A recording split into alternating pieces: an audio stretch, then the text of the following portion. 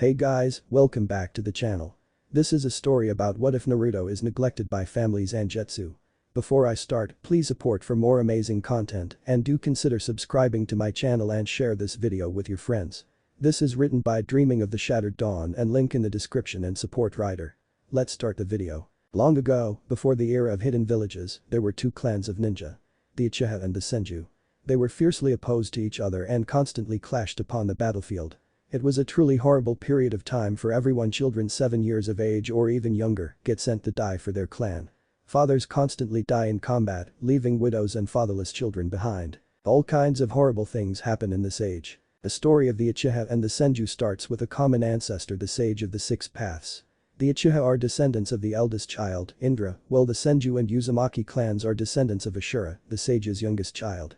On his deathbed, the sage wanted to choose a successor and asked the two what they thought was needed to achieve peace. Indra responded that power is needed for peace, while Ashura thought love and cooperation was the key. In the end, the sage chose Ashura as the successor of Ninja, and Indra, consumed by rage and jealousy, attacked his little brother. This conflict carried on in the Uchiha and Senju clans. But there are some of them who can overcome their inherited need for conflict with their distant cousins. Hashirama Senju was one of them. Madara Uchiha, the strongest known Uchiha of all time, was one of them for a time. But one of the Uchiha put aside the inherited lust for battle for the sake of his dream of peace. Naruto Uchiha, older brother of Madara Uchiha, known as the first founder of Konoha for coming up with the idea of creating Konoha, as well as defining the will of fire for the first time. Naruto is one of the few Uchiha to completely get over the curse of conflict, and the scary thing. Naruto is still to this day known as one of the strongest Uchiha to ever live. Second only to Madara, only because Madara lived longer than Naruto and had more time to hone his skills. But Naruto was never as dead as both clans thought. Land of Fire Uchiha clan base near the Naka River. The loud cries of a baby rang throughout the large house of the clan head. Inside of the master bedroom, a sweating and tired black-haired woman lay upon the large bed. A nurse to her right smiled and handed her a wailing blue bundle. "Here is your son, Lady Kaoru," she stated. Kaoru and her husband, Tajima, smiled down at their crying child. She had long and straight black hair, black eyes, and a pale complexion that was slightly flushed from the effort of childbirth. "Look at him, Tajima, isn't he just the most handsome little thing?" she cooed at the boy. Tajima, who wore a typical off-duty outfit, had a small smile on his face. "Indeed, he has a mighty pair of lungs. One day, he will be a fine warrior," he exclaimed proudly while embracing his new family. "So what should we name him?" he asked. Kaoru looked at the child lovingly and replied, "Naruto, that will be this boy's name." "Naruto? What a fine name," Tajima murmured to his wife and child. 4 years later, Tusan, a little boy's voice shouted while running to the back patio of the clan head's house overlooking the Naka River. "This is Naruto Uchiha, heir of the Uchiha clan. He has short and spiky black hair, pale skin, has black eyes. Naruto is also wearing a black high-collared t-shirt, tan shorts, and black ninja sandals." Tajima looked to his right and smiled at his excited son. He has always been a bundle of sunshine for the family, especially since his wife died giving birth to the youngest of his 5 children, Haru. "Naruto, what is it?" he asked. "Look at what I can do," the boy shouted, and his eyes changed from black to blood red with two tomo rotating lazily around his pupils. Tajima gasped and thought the Sharingan at the age of 4, the youngest to awaken the Sharingan before Naruto was 6 years old. "Isn't it awesome, Tusan?" Naruto asked happily. The elder Uchiha grinned and replied, "Indeed. Now I must begin your training starting tomorrow. Now why don't you go play with Madara?" Naruto nodded his head and ran into the house, not noticing his father's growing grin. That boy will change the world one of these days, he thought. 3 years later, Naka River bank. Naruto stood on the bank with his ever-present smile while the rest of his family looked on. There was Madara, Izuna's twin Daisuke, Haru, and Tajima. "Alright Naruto, we've trained your body and mind sufficiently enough. Now it's time for the coming-of-age test. Perform the Grand Fireball Jutsu," the elder Uchiha ordered. Naruto faced the river with determination etched upon his face and ran through several hand seals and reared his head back. "Fire style. Grand Fireball Jutsu." He shouted and spat out a gigantic white fireball, which instantly evaporated the section of the river it touched. Naruto cancelled the jutsu and turned around to see the awestruck expressions of his family. "Wow, Nikki, that fire was so hot," Madara whispered in amazement with the other siblings nodding in agreement. Tajima walked forward and clapped his hand on Naruto's shoulder with a proud smile. "That was a fine execution, Sachi. Come, we'll have the tailors stitch in the clan emblem onto your back. Later this week, we'll forge some armor for you," he stated. As the family began to walk away, Madara looked up at Naruto with excited eyes. "Aniki, can you teach me that?" he asked. Naruto smiled and poked the younger boy on the forehead with his left hand's index and middle fingers. Maybe later at Tauto. I'm going to be busy for a while. He answered apologetically. Madara rubbed his forehead in annoyance and replied, you always say that. Well, that's because I'm always training so that I can protect all of my siblings. Naruto spoke before leaning down to Madara's ear with a broad smile and whispering, just between me and you, you're my favorite little brother. Madara gained a happy grin that matched his older brother's. Then I'll become so strong that I can protect you one day. He chirped. Naruto ruffled the little boy's hair and stated, I'm sure you will, Madara. One day you will be the one to bring peace to this war-torn and hateful world. I believe in you. Madara's eyes went wide as he suddenly stopped. After a few seconds, he heard his family shouting at him to catch up and he dashed off after them. Naruto wouldn't come to know how much of an impact his confidence made on Madara for years. 6 years later, Naruto, 13 years old, field outside of Tenzakugai. Naruto stood in formation with a blank expression. He wore a black turtleneck long-sleeved shirt with the sleeves rolled up to just below his elbows, black cargo pants, black shinobi sandals which covered his entire foot save for his toes with white tape covering his shins, black gloves, and a set of dark purple battle armor. His hair grew out to his shoulders and had 2 neck-length bangs, which framed his face with one of them covering his right eye. He also gained a crease under each eye and grew to a height of 5 feet and 2 inches. Imagine Madara's outfit in hairstyle, only the armor is colored purple and his hair is shorter. Plus, his creases look like Itachi's. Next to him stood Naruto's best friend and rival, Uchiha. He had very short black hair, a mischievous grin upon his pale face, and black eyes framed by thick eyelashes. He wore the standard Uchiha uniform, along with a black breastplate which covered his torso. Oi, Naruto. How many wins and how many losses? He asked cheerfully. Naruto's eyes lazily focused on his friend as he replied 50-50. Hideo grinned and activated his 3-Tomo Sharingan. The contest this time is to see who kills the most senju. He stated. Naruto smirked and activated his own matured Sharingan. You're on. Suddenly, the 2 Uchiha heard a horn blaring out. Prepare yourselves. Tajima shouted from up front. Out of a nearby forest, 2,000 senju dashed towards them. For the Senju clan. Bitsuma, the Senju clan head, shouted. The Uchiha clan gave a loud battle cry and Naruto leapt to the front of his kin. For the Uchiha. He roared while preforming a single hand seal. Fire style. Great fire annihilation. He shouted and spat out a gigantic wave of flames that rushed towards the rival clan. Bitsuma looked startled and barked, water style users. Several senju dashed forward and went through hand seals and spat out an equally large wall of water that blocked the fire jutsu, filling the area with steam. Keep your eyes open. Bitsuma ordered. Suddenly, multiple shuriken flew out of the steam and lodged themselves in the necks of 10 of the senju. Naruto appeared in the middle of the senju with a blur and viciously assaulted them with a barrage of deadly taijutsu. He crushed the throat of one of them with a single punch and kicked another with enough force to snap their neck. 12 and counting. What's your score, Hideo? He called out. His friend decapitated a burly man with a kunai and grinned. 10. Don't worry, I'll still win.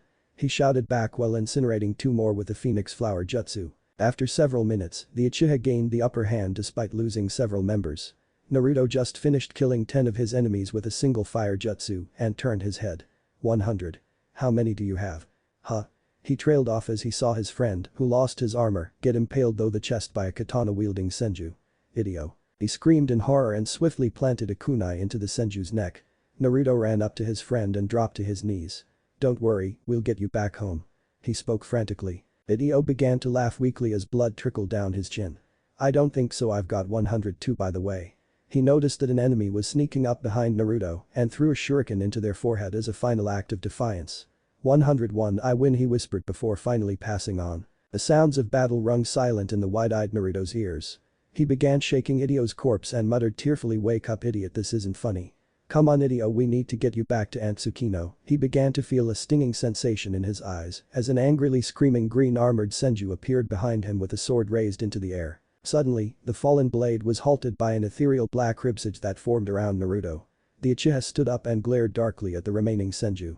His Sharingan morphed into a spiral pattern forming from his Pupil Indra's supposed MS. He didn't know how the words came to him, but he automatically knew what the technique was called. Susanoo. He roared as his eyes began to leak blood and the skeletal structure grew into a black armored figure that completely covered his body, medieval knight. A sword made of black flames appeared in its left hand as Naruto bellowed, Senju. Prepare to die. Hajime's eyes went wide at the sight and thought, the legendary Mangekyo Sharingan.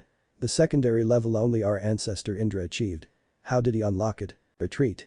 A wounded Bitsuma screamed, causing his fellow clansmen to flee. None of you shall escape, Naruto whispered ominously as the Susanoo raised the flame sword. Blaze style.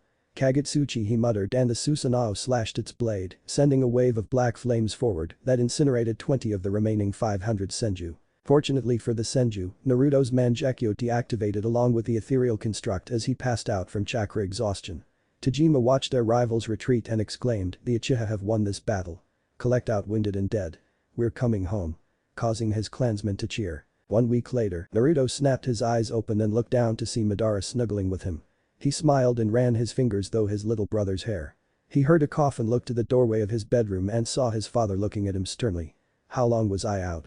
he asked. 1 week, not surprising considering how much chakra it must have taken to use the Mangekyo Sharingan. Tajima replied. Naruto tilted his head. "Mangekyo Sharingan?" he questioned. The older Uchiha nodded his head and replied yes. The Mangekyo is the fabled second stage of the Sharingan, according to our sacred stone tablets. You awakened it during the last battle. You are the first person to do so since the first Uchiha, Indra Satsuki. Tell me, what is the last thing you remember before using its powers? Naruto looked down and muttered, "I remember feeling unbearable sadness and rage at Idio's death. I see it appears that the intense emotions brought about by losing someone very close activates the Mangekyo. It's best that we tell everyone that it happened randomly. If they knew that losing someone very close to them was the price of the Mangekyo, they'd be killing each other left and right. Once you're better, you should work to master your powers. I'm glad you are okay, Sachi." Hajime spoke softly before leaving the room. Naruto looked down at Madara and began running his fingers through the little boy's hair once more. "I'll master these powers. I'll use Idio's gift to protect the 4 of you. Because I love you guys more than anything else in the world, this, I swear." He muttered seriously, unaware that Madara was awake and heard the entire conversation between him and Tajima. And 2 years later, Uchiha compound. Tajima sighed as he finished off the last of his blasted paperwork. It has been 2 years since he had last seen his eldest son. After he awakened the Mangekyo, Naruto asked for permission to go on a training trip in order to master his newfound powers and his elemental jutsu, and the elder Uchiha agreed. Tajima grimaced slightly. He still doesn't know how he's going to tell Naruto that Haru and Daisuke were killed by the Senju 1 year ago. Suddenly, he heard a light tapping on the sliding wooden door and shouted, "Enter." His breath left his body at the sight of the visitor. Naruto returned, looking like a proud Uchiha warrior. He wore his standard outfit only without sandals, picture his armored clothing from last chapter. Unless I say differently, that is what he always wears. Naruto also grew to a height of 5 feet and 7 inches, and his hair grew out to the middle of his back, which was kept in a low ponytail, Madara's hairstyle, but the back of his hair is in a ponytail. "It's good to see you, Tusan. How has the clan been?" the 15-year-old asked in a somewhat deep voice. "It's been alright, my son. Madara and Izuna have missed you greatly. Madara is even turning out to be a prodigy like you are. Not as big of a prodigy as you are, but a prodigy nonetheless." Tajima replied stoically. Naruto narrowed his eyes as they bled into the famed Crimson Sharingan. "You only mentioned Madara at Taudo and Izuna at Taudo. What of Daisuke and Haru? And where are Madara and Izuna?" he questioned slowly. His father flinched. "Madara and Izuna are on a mission, and Daisuke along with Haru, they were killed by the Senju 1 year after you left. I would have sent a messenger hawk to you, but we didn't know where you were," he answered with sorrow. Naruto's hair shadowed his eyes, and he whispered ominously, "When are we expected to clash with the Senju again?" "In 3 days, near the border of the Land of Fire and the Land of Rice." "Why?" Tajima asked with a quirked eyebrow, but he already knew his heir was out for blood. Naruto looked at his father with his Mangekyo glowing darkly and a vicious smile etched on his pale face. "I'm sure you wanted to see the full extent of my new powers. Come with me to the battle. Only you and I will go. I'll annihilate all of them," he stated with a thirst for blood evident in his voice. Tajima nodded. "Very well. If you are that confident in your abilities, I will trust you. Keep in mind, we are talking 4 of the Senju clan's best, plus Bitsuma's youngest child. Even I would have trouble against them," he warned. Naruto merely gave him an emotionless smile. "With Idio's gift, nobody can stand against me. I will say this though, my vision has recently deteriorated after using it. I believe eventual blindness is a side effect of using a Mangekyo," he stated before walking out the door. Near the border of the Land of Fire 3 days later, Naruto and Tajima stood in a large clearing side by side in their usual combat armor. Across from them, the Senju warriors looked at them in amusement. "Only 2 Uchiha come for us. Not only that, but the clan head and some other nobody. This will be easy," the leader said smugly. "Sir, we should be cautious. That boy's chakra feels dangerous. Every last instinct of mine wants me to run." A small boy with bushy light brown hair and an X-shaped scar on his right cheek and wore green armor warned. "Quit being so worried, Kawarama. We are the Senju's best after all." Another one drawled nonchalantly. Naruto looked at their formation, 2 rows of 2 ninja with Kawurama in the middle, and smirked darkly. "2-san, you have already witnessed my Amaterasu and Susanoo, but nobody in my 2 years of traveling have ever seen my other power and lived to tell the tale." His eyes morphed into the Mangekyo, and his left eye began to glow as he muttered Bishamon. The blue energy began to swirl in his right hand, and it grew until it formed a giant cleaver-like sword with bandages wrapped around the handle, which had blue chakra flickering off of it like small flames. Naruto pointed it at the row furthest to his left and raised the sword into the air as his chakra was channeled into the tip. Jutsuga TNSHL. He roared and swung the massive blade downwards, sending a massive crescent-shaped wave of chakra forwards that completely obliterated the 2 surprised Senju and created a long trench within the earth in its wake. "Jin. Hero." The leader and his last 2 subordinates screamed in horror. Hajime looked shocked and said, "What devastating power, so you can summon an ethereal blade to your aid that has its own special powers?" "Almost correct, I can summon quite a number of swords. Some of them have special powers, but most of them don't. But using them all at once is a death wish for any opponent that I may face. Unfortunately, I am incapable of using more than 50% of the full capabilities of Bishamon. No matter, it's enough to deal with these fools." Naruto answered coldly and glared at the surviving Senju. "Kawurama, run. We'll try to hold him off as long as possible. It seems as though Tajima is just observing for now, so that might buy us more time." The leader ordered as he and his other adult companions shifted into a combat stance. The child looked at them with determination and replied, "I can't leave you here against him. All 3 of us may." "That's an order." The leader barked. "Godspeed, Kagami Hiroshi." The young Senju yelled as he dashed into the forest behind them. Naruto gave the 2 an amused smile and asked, "You do know that I'm going to hunt him down and slaughter him after I'm done with you, right? By the time you are done with us, he will have already escaped." "Kagami," the leader stated in determination with a kunai gripped tightly in his hand. The cleaver in Naruto's hand vanished and was replaced with a pure white katana with a long white ribbon flowing from the bottom of the handle. "We shall see. Sode no Shirayuki. Juhaku."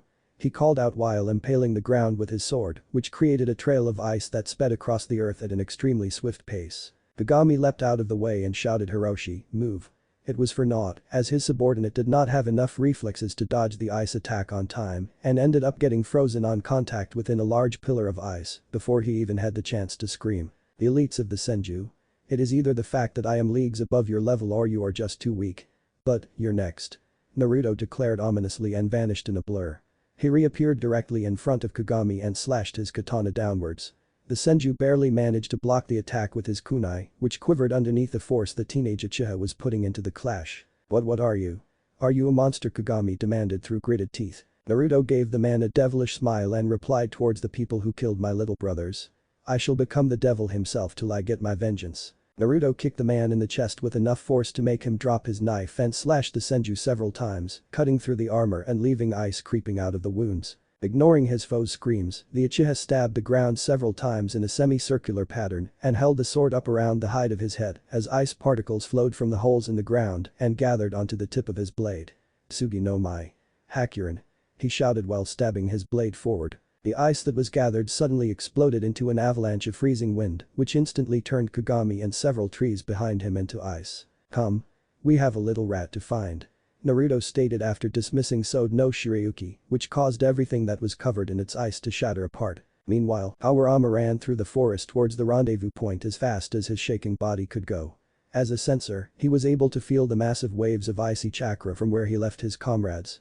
He also felt their 2 chakra signatures suddenly disappear and he felt the Uchiha rapidly approaching. The brown-haired boy began to shed tears and muttered, "I just want to see Hashiraman Ai, Tobaraman Ai, and Itaman Ai one more time. I'm so scared." "You should be scared, brat," a voice stated darkly as the small Senju stopped running and brandished a kunai at the 2 Uchiha in front of him. "I may die here, but I'm not gonna go without a fight." Kawurama shouted shakily and dashed at the teenage Uchiha in front of him, who held the cleaver blade to his side. "I don't like killing children, but you are my enemy and I'm out for blood," Naruto coldly stated while lifting the sword slightly. Squelch. Kawurama stopped his run after he went slightly past Naruto with wide eyes and his torso and lower half separated at the waist with a spray of blood. Naruto dismissed the sword and looked down at the lower half with his Mangekyo activated. "I think I'll leave them with only half of you to bury. Amaterasu," he muttered as his right eye began to bleed, engulfing the dying boy's lower body in black flames. Naruto's eyes suddenly throbbed and he dropped to his knees with a grunt. "Sachi, what's wrong?" Tajima questioned in concern while kneeling down to his son's level. The younger Uchiha blinked a few times and frowned. It's starting to happen, my vision is going bad because of the use of the Mangekyo. I noticed that the progression of the blindness is accelerated when I activate the Bishaman in particular. I'd say that I probably have a couple more uses before I go completely blind. He answered grimly. Do you have an idea of how to fix it? His father questioned with an equally large frown. Naruto nodded and replied, I have one that may work, but it might be frowned upon by the clan. There's a possibility that replacing my eyes with those of a fellow Uchiha may fix the problem. It would be better if we used the eyes of a close relative though, since there would be less of a chance that their eyes would get rejected. Well, we do store our fallen kin's eyes so that our enemies won't obtain them should they resort to grave robbing. That in for instances such as this one. Now come, our mission is accomplished. Tajima stated as he helped his son stand up. Yeah, hopefully Madara Tauto is done with his mission. I want to spend time with him. Naruto said with a nod as the two Uchiha leapt into the trees. 3 days later, Uchiha clan compound. Naruto walked through his home with a smile. He wore a black long-sleeved kimono top that lacked a clan emblem and showed off some of his bare chest with a matching sash, along with tan pants and wooden Jetta sandals. He entered a rather bare room and saw his precious little brother laying on the bed reading a jutsu scroll. His hair grew out to his shoulder and remained spiky. Madara also grew to a tall height for his age and wore the same clothing as Naruto, except his top was dark blue and he wore black thonged sandals. Madara, come out with me. There's a good spot down on the banks of the Naka River for skipping stones. Naruto told the boy. Skipping stones? Sure, wait. Madara looked up from his scroll and saw his big brother in front of him with a wide smile. Aniki. The young teenager screamed and tackled the older Uchiha in a hug. Naruto chuckled and ruffled Madara's hair with softened eyes. Look at you, you've grown nicely, Tauto. He stated warmly. I've missed you, I didn't know if you were going to come back or not, Madara sniffled. Oh Madara, I would never die till I've seen you grow up into the fine man I know you will be. I'll tell you what, I know you have a fire affinity just slightly below me. How about I teach you one of my original jutsu? I can sense you have the chakra capacity to at least learn it. Naruto offered. Madara looked at him with wide and tear-stained eyes. You mean? The older Uchiha nodded with a smile. That's right. I'm going to teach you great fire annihilation. He stated, causing his little brother to burst into cheers. Enough of that. Now, let's be off. Naruto chuckled while guiding the boy out of the house. 30 minutes later, Naka River bank. Naruto sat on the rocky bank with a smile, watching Madara try and fail to get a rock to the other side. Next time I'll make it to the other side.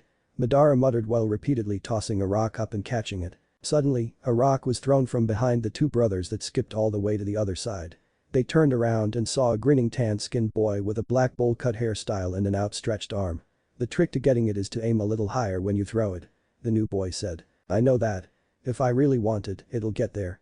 Madara barked in annoyance. Naruto turned a scrutinizing eye to the boy and curiously asked, anyways, who are you? I guess you can say that I'm currently your rival in skipping stones, but unlike your friend there, we made it to the other side. The boy replied cheerfully. I mean your name, the Uchiha brothers deadpanned. The boy chuckled sheepishly and said, I'm Hashirama. I can't tell you my surname. Hashirama, eh? Looks like this time, I'll make it to the other side. Madara shouted with a stern face as he threw the stone about 3/4 of the distance across the water. Hashirama narrowed his eyes slightly and thought shuriken jutsu. Madara stood in place for several seconds before swiftly turning around with an angry expression. Bastard. You were standing behind me on purpose to mess me up, weren't you? I'm the kind of guy who can't even take a leak if someone is standing behind me. He comically screamed. Suddenly, Hashirama was sitting on the ground, hugging his knees to his chest with a depressing cloud hanging above his head. I'm sorry, he mumbled forlornly. Naruto patted the boy's back comfortingly and stated, I'm sure my little brother didn't mean anything by it, so don't be upset. I didn't know that your brother had such annoying mental issues, Hashirama told him depressingly. I can't tell whether or not you are a good or a bad guy, jerk. The younger Uchiha comically screamed again. Hashirama jumped back to his feet and laughed jovially.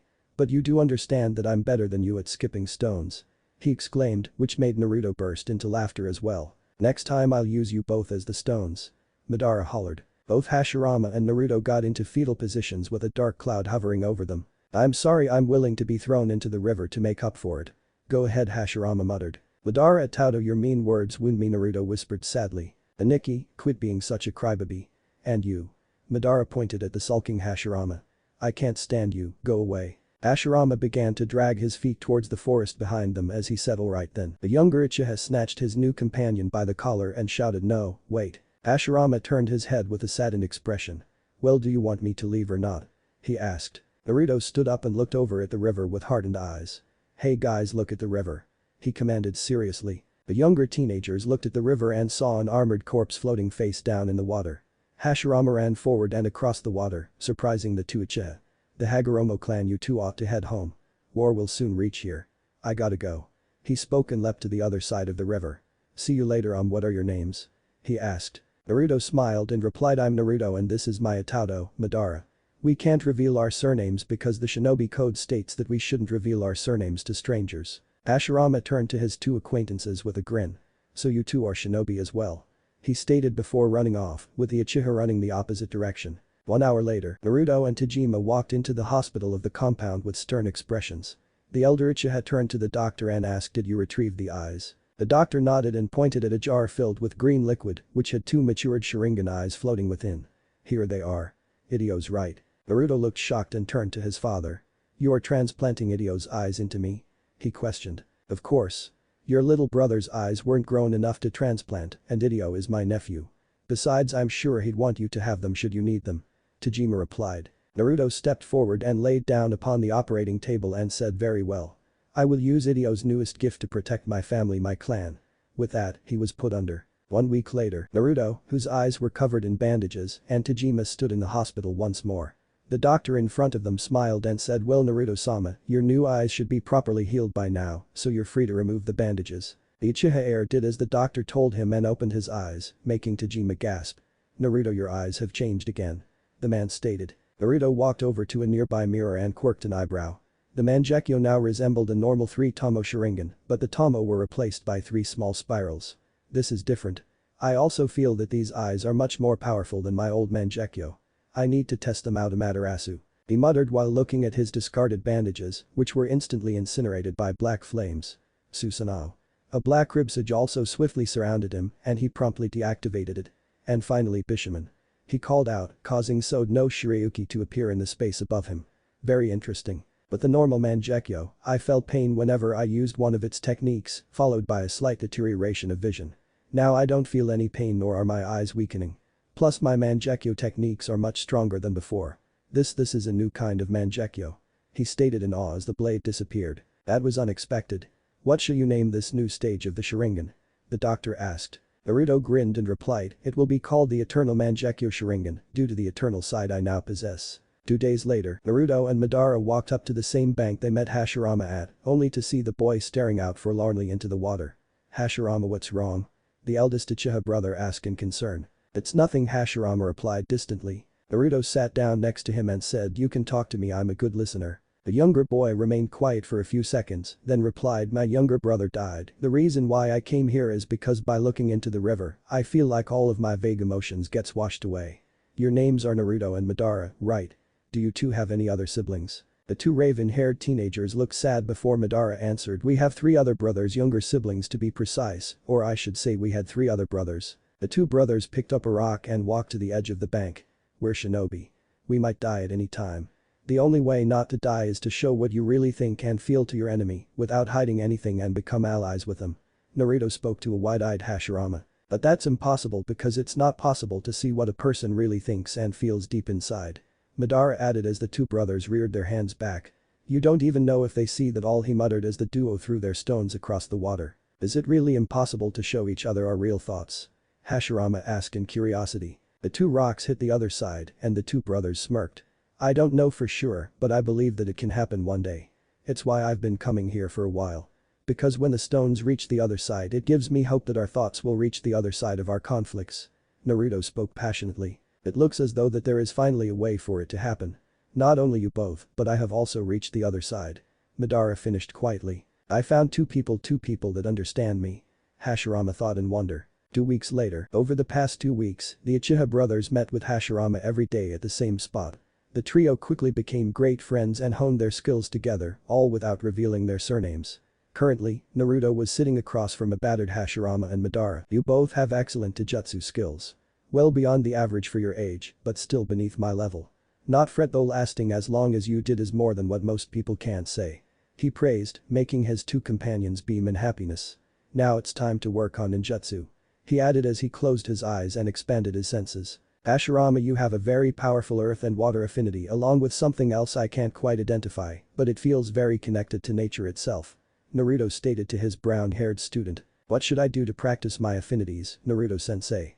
he asked. "I can't teach you anything about earth, but I also have a powerful secondary affinity to water. Take a leaf and try to make it wet with chakra. The point of this exercise is to learn how to convert your normal chakra into elemental chakra. Imagine your chakra as a gentle wave and it should come to you with practice. Get to it." Naruto barked, making Hashirama jump up into a salute and run to the trees to grab a leaf. "Now Madara, while you don't have a secondary affinity, your fire affinity is just below mine in power. That is why I am able to teach you the great fire annihilation. You already mastered the elemental manipulation of fire, so we'll go straight into the jutsu.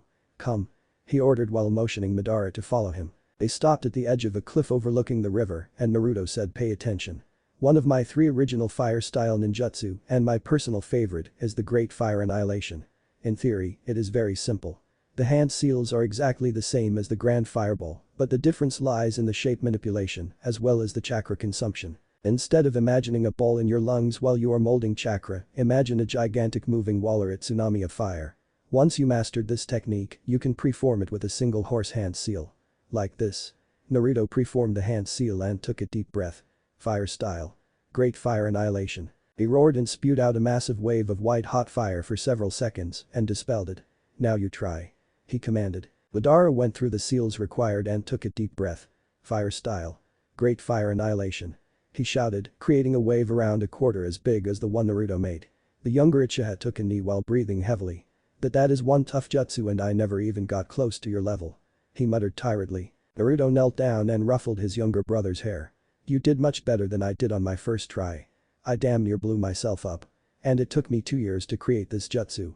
I'm proud of you," he exclaimed, getting a happy look from his little brother. "Naruto-sensei. I did it," Hashirama shouted from afar. "Good job, Hashirama. Take a break," Naruto shouted back. 1 week later, the trio sat on top of a small mountain overlooking a large stretch of forest. "Wow, you can see so much from here," Hashirama exclaimed in awe, with Madara nodding in agreement. Naruto's eyes suddenly widened. "Guys, I found the answer," he whispered. "The answer to what, Aniki?" Madara asked with a quirked eyebrow. The older Uchiha jumped up to his feet and pointed at the forest directly below the mountain. "The answer to how we can end this war-torn era. Down there, we'll build a settlement where clans can come together with a common goal of protecting the village and the citizens within. We can assign missions based on how skilled the team is, rather than sending them out onto a possible death trap. We can build an academy where children can learn to be a shinobi, and so that they won't be sent to the front lines, we can make a ranking system." Naruto shouted with an enlightened vigor, getting his companions excited about the idea as well. "We can have a single leader elected by the top-ranking shinobi and the daimyo, along with a council to help the leader run the village," Hashirama added with a wide grin. "And I can always watch over Izuna and Naruto in this village," Madara stated solemnly, with Naruto agreeing with him. "Yeah, the people of this village will be our family as well. The 3 of us will always protect them after it's built.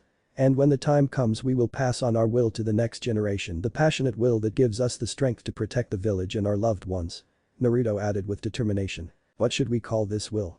Hashirama asked curiously. The breeze made Naruto's hair sway with the falling leaves that circled around them. He looked at his 2 students with a gentle smile. "The will of fire, because fire is the embodiment of the passion we all possess, the unquenchable need to love and nurture our future villagers. I don't know why, but I have a bad feeling about the coming weeks. If something happens to me, it will be your duty to pass on the will of fire to the generations that will follow ours. Can you do that?" he asked softly. "Hi, Naruto-sensei," the 2 younger teenagers shouted with determination. "But you better not let anything happen, Aniki. It wouldn't feel right if you weren't there to see our dream come to fruition," Madara told his brother seriously. "What he said, sensei," Hashirama added. Naruto grinned and ruffled both of their hairs. "I'll do my best. Leaving the village in the hands of my 2 knuckleheaded Tautos would be disastrous," he quipped. Madara seethed in anger while Hashirama's eyes went wide. "He called me a Tauto. I've always wanted a big brother. Now come on. We ought to go home before it gets dark out," Naruto told the boys, who followed him down the mountain. Later that night, Tajima's study, Naruto and Madara sat on 2 tatami mats across from their father, who stared at them sternly. "I know about your meetings with that boy, Hashirama," he stated with a scrutinizing gaze. "How?" Naruto asked. "I had one of our shinobi trail you for most of the day, but he lost you after you 3 went into the forests north of the Naka River. After a bit of research, I discovered that Hashirama is the heir of the Senju clan," Tajima revealed, making the 2 boys gasp. "Hashirama is a Senju?" Naruto thought as his emotions began to battle within his heart. He is a part of the bastard clan that killed Haru, and Daisuke Madara thought angrily with clenched fists. Tomorrow, you will both follow him to the Senju compound and gather information about their plans. To be sure you'll comply, I will follow you along with Izuna. Dismissed. The clan head ordered. Outside, Naruto walked around outside, deep in thought with Madara at his side. He is a Senju, the ones who killed Haru and Daisuke along with Idio, but he is nothing like how I envisioned a Senju to be. In fact, he became my best friend, another little brother. He is my student. His eyes gained a look of extreme determination as he pulled out a stone from inside his kimono top and looked at Madara, who nodded. Hashirama, it may be new, but it exists nonetheless. That boy burns with a will of fire.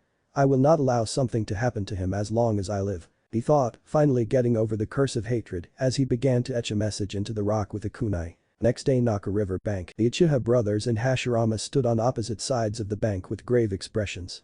Hashirama let skip the usual greetings and skip stones. Naruto told the boy, who nodded. They threw their rocks at the same time and caught them. Upon looking at them, both boys were surprised but didn't show it. Naruto, Madara, I can't stick around today. Hashirama stated calmly before the trio dashed off. Suddenly, 4 figures landed on the water behind them, making the boys turn around. Tajima and Izuna stood on one side with blades drawn, while Bitsuma and Tobirama, Hashirama's younger brother, stood on the other side with their own weapons drawn. So you had the same idea, Bitsuma? Tajima muttered. Indeed, Tajima. The elder Senju replied. In the blink of an eye, the 2 adults leapt into the air while their younger sons clashed in the middle with their katanas. Stop it. Hashirama and Madara screamed as they dashed towards their battling families. Should I have to end this quickly before this escalates? Naruto thought grimly before using a body flicker to appear next to Izuna and Tobirama, just in time to deflect 2 weapons that were aimed to kill the 2 children. Enough. He commanded, getting the group to separate. I don't care who you are, I won't forgive anyone that tries to harm my brothers. Madara exclaimed angrily as he landed in front of Izuna. Same here. Hashirama yelled while landing in front of Tobirama. Hashirama, Madara. Calm yourselves and heed my words. Naruto ordered, making everyone stare at him curiously. Let us all go home and battle another day. All of this fighting, I'm tired of it, aren't you? Killing others and others killing those precious to you, it's an endless cycle of hatred that will one day destroy humanity should we continue on this road. I have a dream that one day, the Uchiha and the Senju can stand by each other's side as brothers in arms. That together, we can break the chains of hatred that binds this world. He spoke passionately with a determined look on his face. Bitsuma began to laugh loudly and said, you wish for peace between our 2 clans. You, who slaughtered more shinobi of my clan than any other Uchiha. Get real. Naruto looked down with shame, shocking his family and the Senju. That was when I was trapped within my own hatred for the Senju after my best friend was killed by them. But Hashirama showed me that you aren't the devils I thought you to be. Within him and Madara I see a future where our children don't have to die on the battlefield, where they can grow old enough to enjoy the taste of fine liquor, to know the pleasures of a woman's loving touch, to grow old and watch the seasons pass without fear. Within these 2 young men I see a chance for a peaceful world. I would do anything to see them accomplish that dream. He said with pride as his 2 shocked little siblings. I would like to believe your words. I really would. But I can't. I have lost too many kinsmen to you and your clan to trust you. We will leave for today, but next time we meet, we will be enemies. Bitsuma stated solemnly while sheathing his kunai and jumping away with a confused Tobirama following him. Hashirama. Naruto called out as his pupil began to walk away. Pass on the will of fire that burns brightly within you one day, no matter what happens, I am proud of you. He added, not noticing the single tear that fell from the boy's cheek as he dashed into the trees. Naruto-sensei, no matter what happens I will make sure to pass on your wishes and will to our village. I just hope that you will be around to do it yourself, the Senju thought with silent tears streaming down his face. Hum along children, we've had enough drama for today. Tajima commanded, getting his kids to jump into the trees after him. Do me proud, Hashirama, Naruto thought with a gentle smile. 1 week later, Naruto, clad in his battle armor, stood across from his family and the rest of the Uchiha clan. Sachi, you remember the details of your mission? Tajima asked with seriousness in his voice. Yes. I am to sneak into the Senju clan compound and steal whatever bit of knowledge I can find. Naruto replied blankly and suddenly found himself embraced by his father. Be careful, my son. The man stated softly. Naruto smiled and hugged him back. I will, too-san. Take care of the clan till I return. The 2 separated and Naruto walked over to his 2 siblings and knelt down before hugging them both. My precious little brothers, I'm so proud of you both and the fine men you are becoming. Ka-san would be proud too. He whispered before letting them go and handing Madara a scroll. That scroll contains 2 seals. One has my original fire jutsu sealed within. Fire style. Great Fire Annihilation, Fire Style. Great Fire Destruction, and Fire Style. Dragon Flame Loud Singing Jutsu. The other will only unseal what's within once one of you reaches certain conditions with a Sharingan. Both of you use this power to protect one another and the clan. I love the both of you. He explained softly and walked back to the entrance to the compound. Good luck, Naruto-sama. Be careful. Have my babies. Naruto smiled at the crowd but sweat dropped at the last statement. The curse of the fangirls continues to plague me, he thought in annoyance before shouting farewell everyone. As Naruto started to jump into the treetops, he didn't notice his brother's tearful eyes turning blood red with one Tomo in each orb. Senju clan compound nightfall. Naruto completely masked his chakra signature as he stood on top of the wall surrounding the rival clan's compound. Looking to the northwest, he saw a large building with a red roof and a Senju emblem painted on the walls. That must be Bitsuma's home. First I'll drop off Hashirama's gift. Then, I'll get to the mission, he thought as he vanished in a blur. Inside the clan head's home, Naruto quietly slid open a door and smiled at a sleeping Hashirama. Itato, you and Madara will bring peace to these war-torn lands. I believe in you both, he thought as he slipped an unsigned note onto the young Senju's work desk, along with a long black headband with a blank metal plate in the middle of the cloth. He walked back out and after a few minutes of searching, he found a large library. Naruto scanned the room and noticed a large scroll resting against the bookshelves that lined the back of the room. What's this? He wondered while unrolling the scroll. The Uchiha saw a complex storage seal on the parchment and channeled chakra into it. Suddenly, his arm began to get sucked into the seal, making his eyes widen. Crap, I expected something to come out but not this. Madara Izuna Hashirama, looks like I won't be seeing that dream after all, he thought in sadness as he was completely sucked into the seal. The world would not see him for 115 years, and 115 years later Konohagakure no Seido Ninja Academy. Naruto Uchiha, also known as the first founder of Konoha or the founding father of Konoha, was one of the most skilled ninja of the warring clans era. He was mostly known for his unparalleled mastery of the Sharingan and his powerful fire-style techniques. But to us, he was known for coming up with the idea of creating Konoha, as well as defining the will of fire and passing on the belief in the will to his student, Hashirama Senju, who we know as the first Hokage. Before his defection, Naruto's younger brother, Madara Uchiha, also passionately believed in the will of fire. But shortly after creating the idea of the will and Konoha, Naruto disappeared during a mission and is presumed to have died at the age of 15. To this day, Naruto Uchiha is known as one of the most important figures in Konoha history. Any questions? The tan man with brown hair, styled in a pineapple-shaped ponytail, asked his attentive students, well, mostly attentive save for one girl who was staring out a window. Kazuko Uzumaki. Are you paying attention? The man screamed as his head comically enlarged itself. The girl blinked and turned back to the teacher with a sheepish grin. She had shoulder-length straight blonde hair with two silky bangs, framing her slightly round and lightly tanned face, which had 3 thin whisker marks on each cheek and one long bang swept across her forehead and over her right eyebrow that was held in place by 2 white clips to keep it out of her dazzling azure eyes. She wore a long-sleeved black and burnt orange jacket that was left open to reveal a tight black t-shirt underneath, which hid medium-sized breasts. Use your imagination. A burnt orange thigh-length skirt, black spandex shorts with matching high-heeled ninja sandals, and a large burnt orange now on the top of her hair. She also seemed to have her nails painted a light orange color. Sorry Iruka-sensei, I just heard Naruto Uchiha before I got distracted. Tebane. Kazuko apologized with a jovial laugh. What am I going to do with you? The lesson is over for today. Remember that tomorrow is the Genin exams, so make sure to study hard and come in prepared. The teacher, Iruka Yumino, stated just as the bell rang. 10 minutes later, Kazuko walked down the streets with her hands in her jacket's pockets. Everywhere she went, the Konoha citizens either ignored her or whispered hateful things about her. The Uzumaki did what she normally did and plastered a gigantic grin onto her face and began to run to her apartment. She never knew what she did to deserve such bitter treatment from the people she wishes to protect, but she wouldn't give them the satisfaction of seeing her break down. After a few minutes of sprinting, she ran into a red and tan building and up to a door with a leaf emblem etched into it. Upon opening the door, she smiled at her luck in securing such a nice abode. The walls were a cream color with a few different paintings of nature hung on the wall. In the living room, she had a small cream couch with matching pillows, along with a coffee table and a TV. The kitchen was also small and it was nicely stocked. Most people think that Kazuko only eats ramen and that it's her favorite food, but they're wrong.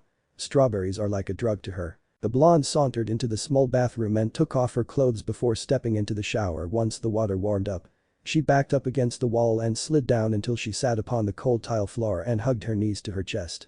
Kazuko took a shuddering breath as she finally allowed her happy mask to drop and began to shed tears with a blank expression. It's so hard, she mumbled as the warm water cascaded down her body. It's so hard to act so happy when I hurt so much on the inside. The next day, Izuku Uzumaki. Haruka called out from the table in the front of the classroom. Next to him was his fellow teacher, Mizuki, and in front of him were rows of headbands that bore the symbol of Konoha etched into their metal plates. The blonde stepped forward with a look of intense determination.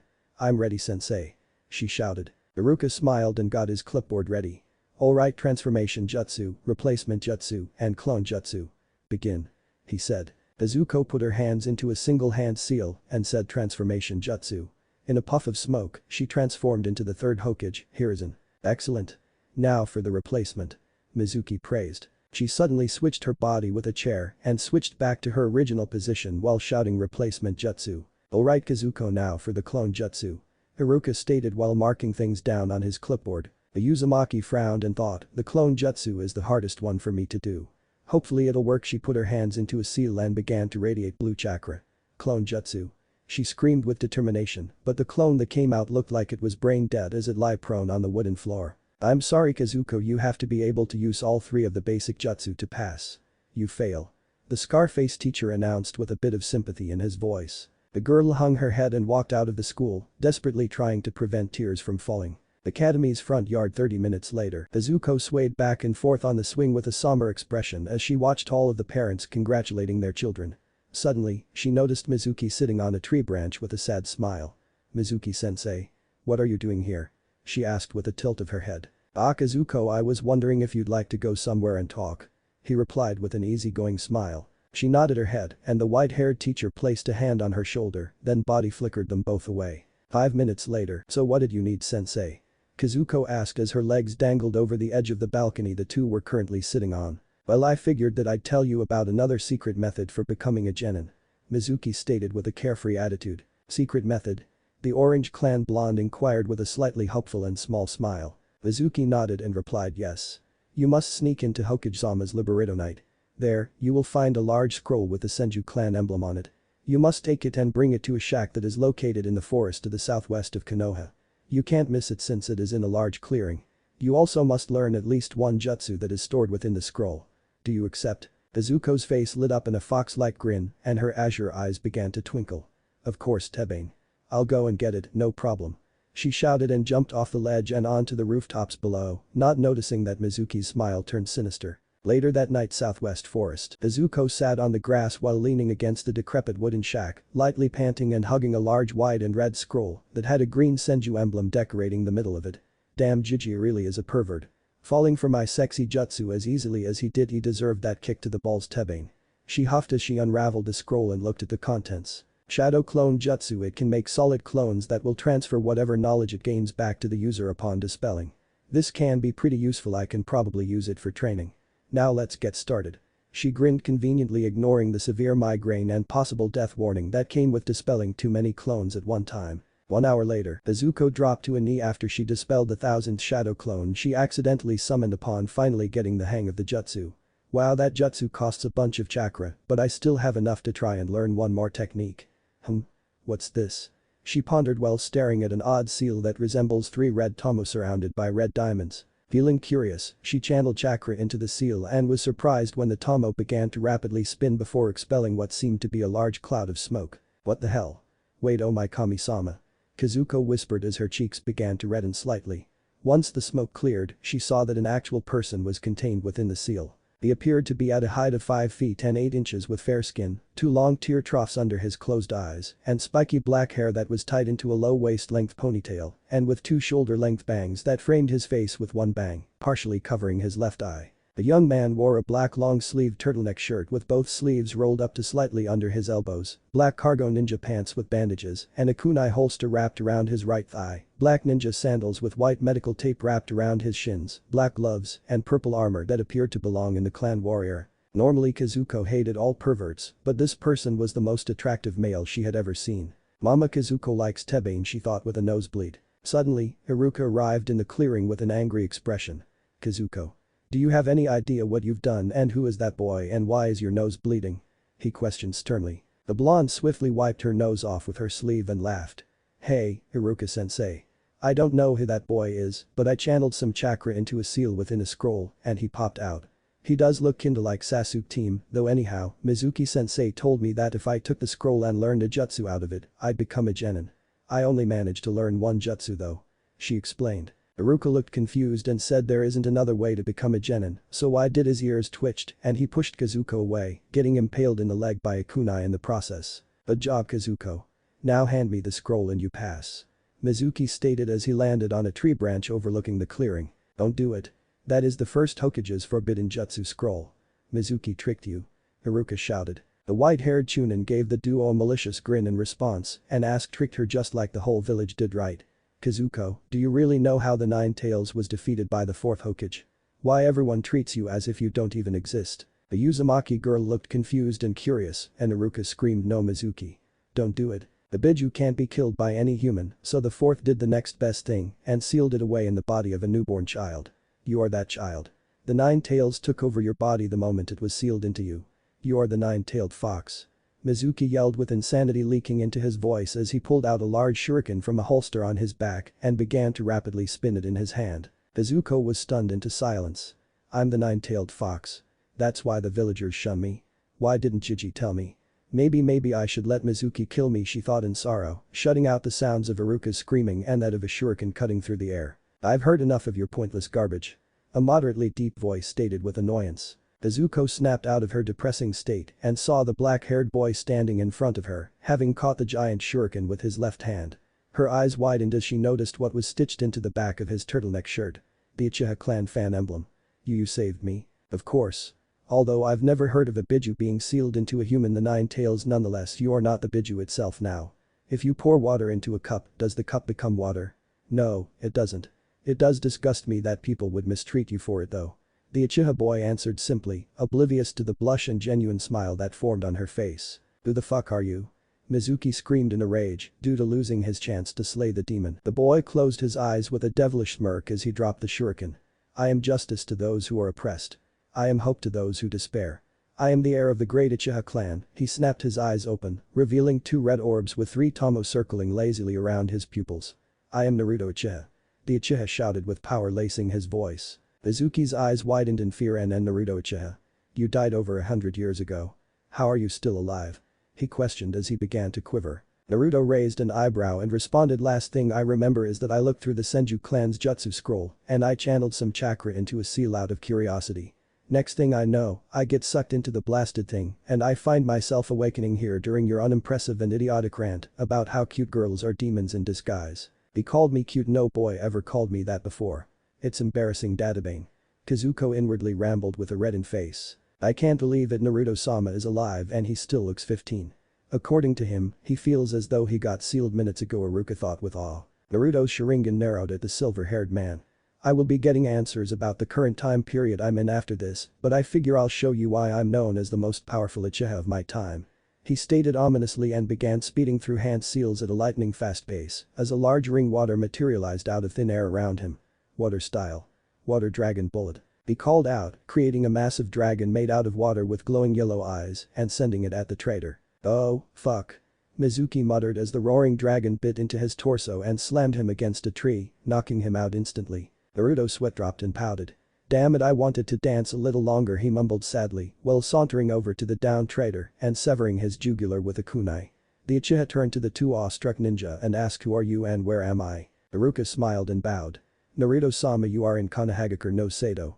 I am Iruka Yamino, a shinobi of the village, and this is Kazuko Uzumaki, academy student.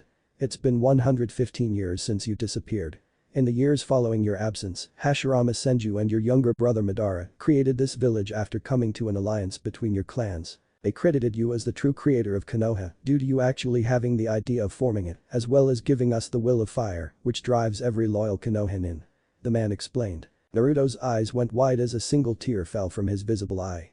Hashirama Ataudo, Madara Ataudo, you've accomplished my dreams, he thought happily. Kazuko ran up to him with concern shining in her blue eyes and asked, are you alright, Naruto-kun? The Uchiha blinked in confusion at the suffix that she added to his name.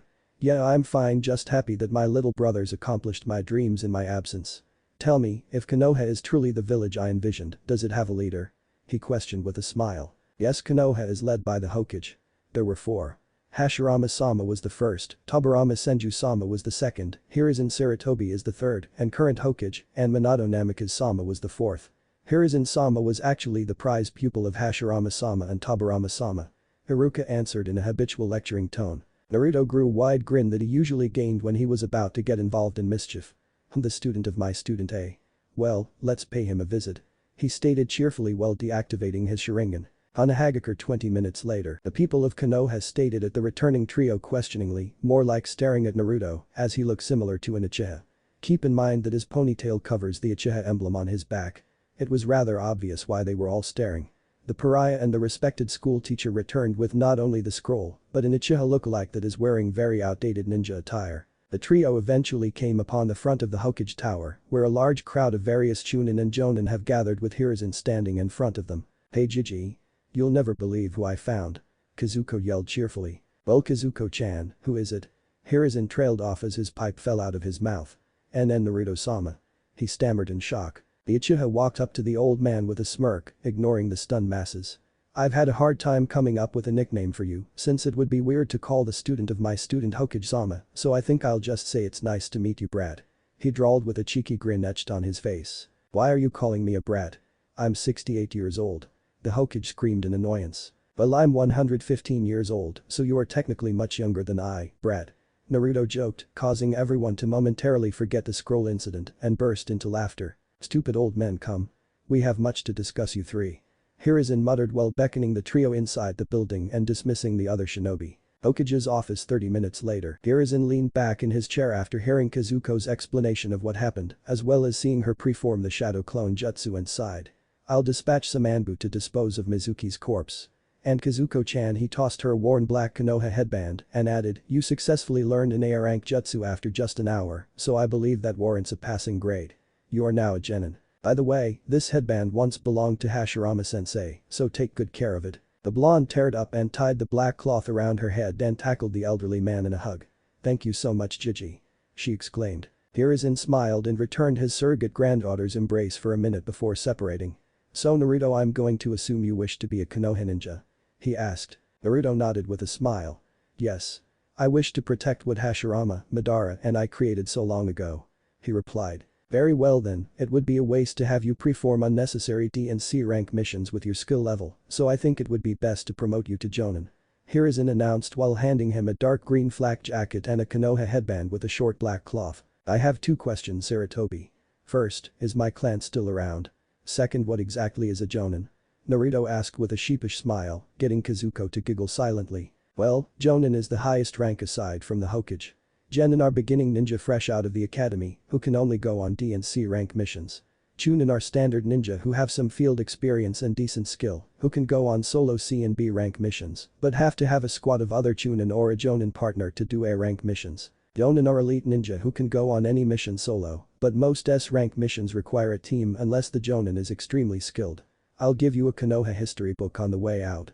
It should explain everything." Hiruzen began to explain, then sighed. "The Uchiha clan is reduced down to 2 members, not including you. Sasuke Uchiha, who is in your age group, and Itachi Uchiha, Sasuke's older brother who went insane and killed every Uchiha except Sasuke and fled the village afterwards," he added with sorrow lacing his aged voice. Naruto looked at Hiruzen suspiciously and said, "Well then. I'll just have to kill the traitor, won't I?" "Indeed. Now you are all dismissed. Naruto, you can stay at an apartment of your choice, or you can stay at the abandoned Uchiha compound. Though the compound has some mild decay to some of the buildings and there are still some messes from the massacre. And be here tomorrow for the ninja license registration," Hiruzen stated after taking a drag of his pipe. "I'll stay at the Uchiha compound. It shouldn't be too hard to clean up. By the way, Kazuko, you may come to the compound anytime you wish if you need someone to talk to or train with," Naruto offered, getting a grateful nod in return. Hiruzen gave Naruto a history book and waved the trio goodbye as he started on his paperwork once more. Next day, Naruto walked away from the Hokage Tower with his hands in his pockets, smiling at the villagers who waved respectfully at him. He is currently wearing his new relaxation attire, consisting of a black short-sleeved high-collared shirt with a large Uchiha fan on the back, black cargo ninja pants with medical tape wrapped around his shins, black ninja sandals, and his new headband fastened around his forehead. Apparently news travels fast around Konoha, as almost everyone knows that the historical figure Naruto Uchiha walks amongst them, though most citizens are doubtful, which is understandable. He's honestly surprised that Sasuke hasn't come to him yet, but it's only a matter of time anyways. His eyes swiftly darted to a nearby tree line, and he smirked. Good job. Despite all of the signs that my existence is genuine, you had your Anbu trail me. A good leader wouldn't have an unknown walking around freely, after all, the Uchiha thought with silent praise. Suddenly, he felt a small mass bump into him. Oh, would you run into me? You better apologize, I'm the third Hokage's grandson, Konohamaru Sarutobi. The little brown-haired boy shouted. Naruto stared at him blankly before smiling. Ah, Hirizen's grandson. Your chakra feels similar. Nice to meet you, Konohamaru, I'm Naruto Uchiha. He introduced himself and extended his hand out for a shake. He actually called me out by my name. Wait, isn't that the missing Uchiha guy that Chichi talks about sometimes? The boy thought and gave Naruto a handshake. Well, Konohamaru, how about I teach you something? The Uchiha offered. Really? You're awesome, Naruto-sensei. Konohamaru shouted in glee before his new teacher picked him up and body flickered away. Training ground 7 several minutes later. Alright. Today, I'll be teaching you a very important method of chakra control. Tree walking. Naruto stated with a smile. Tree walking? What's that? His pupil questioned curiously. Naruto smiled at the boy and replied, well, basically you channel chakra to your feet and use it like a suction cup to keep yourself clinging to any vertical surface. Too much and you'll blast off of it, too little and you'll slip off. Remember to find the balance in your chakra that feels right. Get to it, Saru. Naruto stood with a silent smile, watching his new student repeatedly fall and try again, only to get a little higher each time with the fire in his eyes increasing with each improvement. Maybe he began to think to himself. After around a few hours, Naruto shouted, Saru. You've done very good for the day. Now come with me, I have something to show you. Yes, sensei. The boy muttered tiredly as the Uchiha body flickered them away again. Hokage Mountain Hashirama's head. Naruto stood next to Konohamaru with a smile as they saw the sun beginning to set. Saru, look down into the village and tell me what you see. He instructed while pointing at Konoha. The young boy observed all the smiling faces of the villagers and the peaceful air that clung to his home. I see the village. The boy answered. And what is the village, Saru? It's a bunch of buildings in which we live in, right? Konohamaru replied. Naruto smiled softly and ruffled the boy's hair.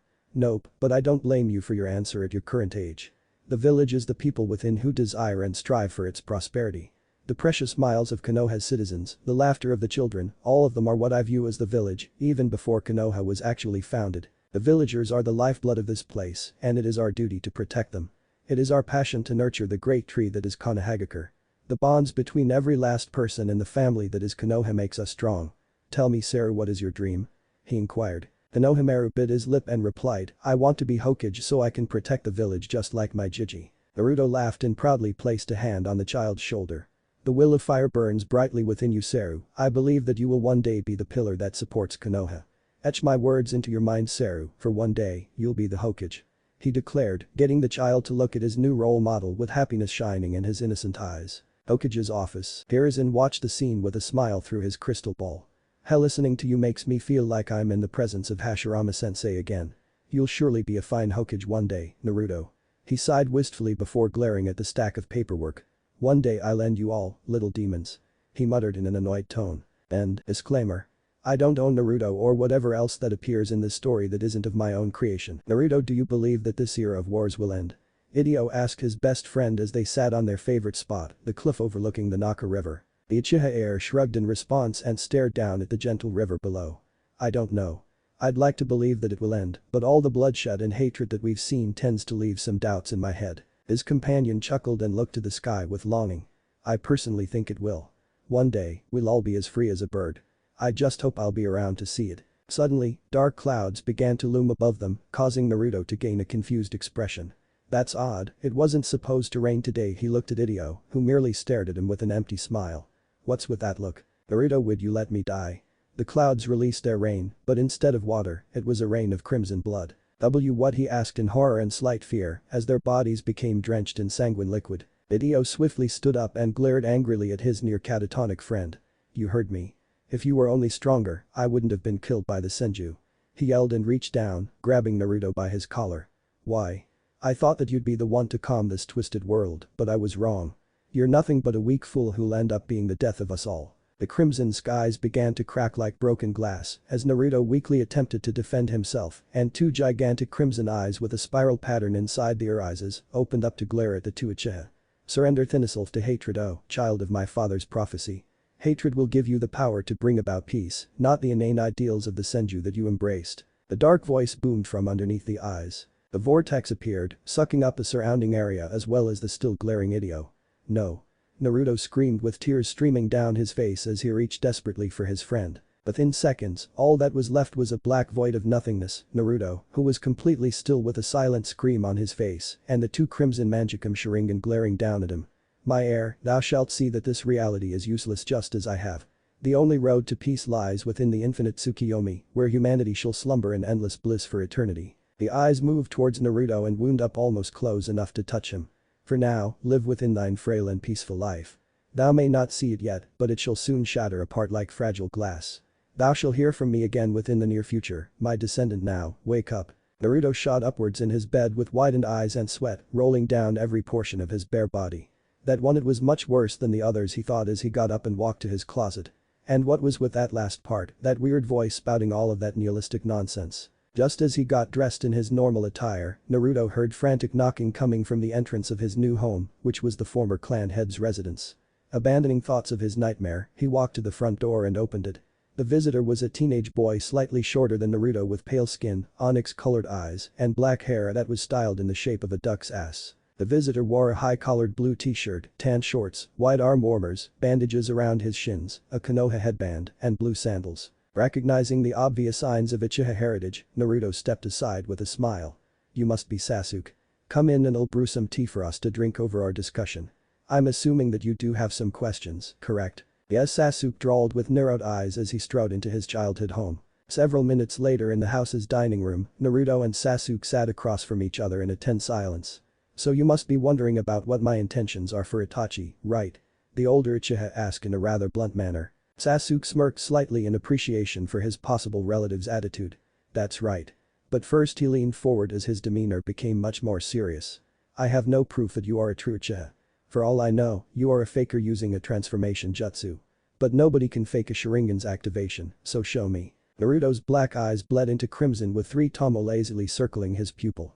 Is that good enough? His fellow Uchiha nodded numbly and replied yeah. I never would have thought that I'd meet another Uchiha after that day. Tell me, what does having a fully matured Sharingan feel like? They feel intoxicating. It's almost like you feel as though the world is in the palm of your hands and nobody can stop you in whatever you do. Naruto deactivated his jutsu and gave Sasuke a serious stare. That feeling made most of our kin arrogant.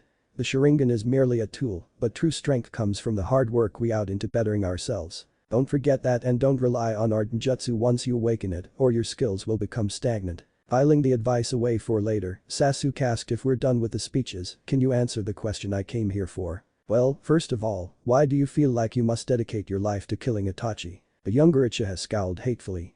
You should know the obvious, he murdered our entire clan with no remorse. He told me that he did it only to test the limits of his power. Why wouldn't I want to kill him? That's strange. From what I learned, Junin and Anbu are the strongest in the village next to the Hokage. If he truly wanted to test out his power, wouldn't Itachi go after them instead of the Uchiha clan, which had mostly Chunin with only a few Junin? On top of that, why would he even lower himself to killing civilians and even infants? Naruto argued. TCH. You know as well as I do that our clan was the most powerful in Konoha. You at least know that the Uchiha were one of the 2 strongest clans on the world during your time. That fact alone probably made them his target. The breeding teen replied with a sliver of confusion in his tone. You also talk as though you were present at the compound before Itachi left. Did he say anything to you? Yes, Sasuke clenched his fists. He said that the only way to beat him was if I devoted my life to despising him and that I should come after him once I have the same kind of Sharingan that he has. The last part instantly put Naruto on alert.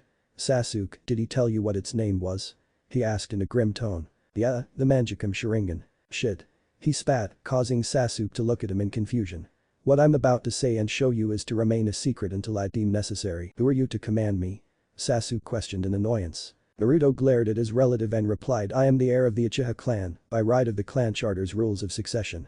In the event that an heir goes missing or dies with no family to replace him, a new head will be elected by the Elder Council. In addition, should the original heir return from his absence, he has the right to take back the position by winning a battle between him and his replacement.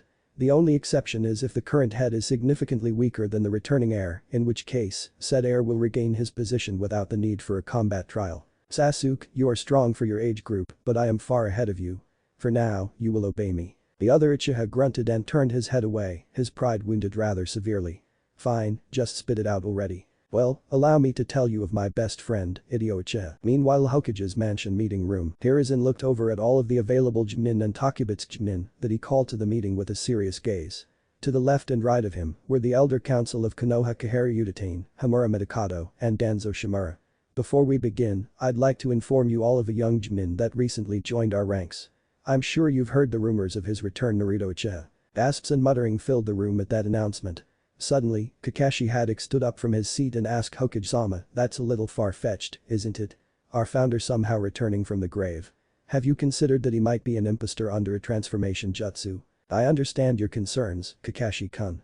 Well, I believe that he could be the real deal. I do have a squad of Anbu watching over him at all times. They are in place for 3 reasons." Hiruzen held up his index finger. "They are watching to see whether or not he actually is Naruto Uchiha." His middle finger went up. "They are watching him to ascertain what his overall threat level is." And finally, his ring finger went up. "And in the event that he is genuinely Naruto Uchiha, the Anbu are there to detain and or kill him, should he fall to the Uchiha's infamous curse of hatred." Wait, why would you kill him just for experiencing hatred? We all feel it. Hatred is a basic human emotion. Anko Midarashi, a voluptuous woman with purple hair styled into a spiky ponytail with 2 bangs framing her face, asked. This time, Danzo spoke up with his usual stoic voice. The Uchiha clan have psychological differences to normal people. Their feelings of love and hatred are much more intense than the normal human being. The Sharingan itself awakens in moments of intense emotional trauma, with a lesser chance of awakening due to training. While the Uchiha do love more, they also fall to an unsurpassed hatred if they lose the object of their love. From this hatred, a blind and wrathful vengeance is born. Naruto Uchiha is known as the father of Konohagakure because of the fact that this village was a product of his own imagination and dreams, along with those of his younger brother, Madara Uchiha, and Hashirama Senju. That is all that is known in the history books aside from his disappearance. However, certain ninja clans know the hidden parts of his history, and Hashirama-sama detailed Naruto's life within his journal, which we have hidden. Kaharu added. Naruto's hands are drenched in the blood of the Uchiha clan's enemies. While most of his powers weren't recorded, there are legends of what he could do. These legends are partly why Hokage-sama decided to have the Anbu at the ready. The other part is due to a testimony that both Hashirama and Madara made regarding Naruto's prowess. As Hamura finished speaking, Hiruzen gained a grim expression and said they both said that if Naruto lived, he would have outclassed the both of them by a large margin. They even believed that they wouldn't be able to stand against Naruto at his full potential even if they worked together. Hashirama-sensei even told me one thing that nobody else knew except the Uchiha that lived during that era. His grin expression became even darker. Naruto Uchiha was the first person to gain the Eternal Mangekyou Sharingan, not Madara. He was even rumored to be the first person to activate the normal Mangekyou. Several Chunin who knew their history simultaneously exclaimed what? Kurenayaki turned to a wide-eyed Kakashi, who sat next to her, and asked Kakashi, what is this Mangekyou Sharingan that Hokage-sama is talking about? The silver-haired man gulped and said the Mangekyou Sharingan is the penultimate evolution of the Uchiha Kekkei Genkai. It gives the user power to rival Kages, but at the price of eventual blindness. Until now, only the legendary Madara Uchiha, Izuna Uchiha, and Itachi Uchiha were thought to possess it. But there's even one more level higher than that. The Eternal Mangekyou Sharingan, Kurenai whispered. Yeah. It isn't known if the Eternal Mangekyou Sharingan gives its wielder additional abilities, but it is known that after Madara gained it, his power increased several times over, and the blindness that plagued the original Mangekyou completely vanished. The elderly Hokage coughed, getting everyone's attention. This is why the Anbu are ready to kill him at all times. If he is indeed Naruto Uchiha, he could very well become a monster much worse than Madara if he falls to the curse. I called you here to inform you of this, that way you can all be prepared to do the same if the need arises, Kami forbid. This does not mean that you should isolate him out of fear. In fact, you should try to build bonds with him, that way he can have people that will keep him on the right path when things go wrong. You're all dismissed. After all of the ninjas shuffled out of the room, Danzo turned to his friend and said I still think we should kill him before he can become a threat. We can't do that yet, old friend.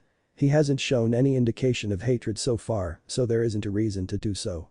Besides, don't you think that he could be a great Konoha shinobi once he builds the proper bonds with its people? The shinobi of darkness snorted. You want him to be an asset rather than a threat. That's why you have refrained from killing him upon his revival. Hiruzen sighed and confirmed Danzo's statement with a nod. I dislike thinking of people as assets, but he hasn't proved himself to us yet, no matter if he was the one who founded this village. I have no personal attachment to him, and as a military leader, I have to look at him as both a potential asset and as a threat. We'll have to wait and see, maybe he will prove that he isn't like the other Uchiha. Naruto's home. Sasuke leaned back in his chair, in awe of the story Naruto had just told him. He and Idio were best friends their whole lives, not unlike Itachi and Shisui. They ate together, trained together, laughed together, cried together, and fought together. Brothers born on the battlefield, one could say. However, Naruto concluded the story by revealing how he gained the Mangekyou Sharingan and its subsequent level. Sasuke said Uchiha looked up to see Naruto staring at him with a few tears falling from his eyes. No matter how evil a Mangekyou-wielding Uchiha may be, none of them can fake the bond they held with their most precious person. Even now, I still haven't completely recovered from Idio's death. Don't listen to Itachi, because losing that close of a bond isn't worth any amount of power that will come out of it. If anything, it will only leave a hole in your heart. Sasuke looked down in heavy thought. Naruto, he really does look like he's broken inside. Is that the price of power? If I gain the power to kill Itachi, will it just leave me as empty as that after I've accomplished my goal? Oh, one more thing before I give you my answer, Naruto said, getting his kinsman's attention.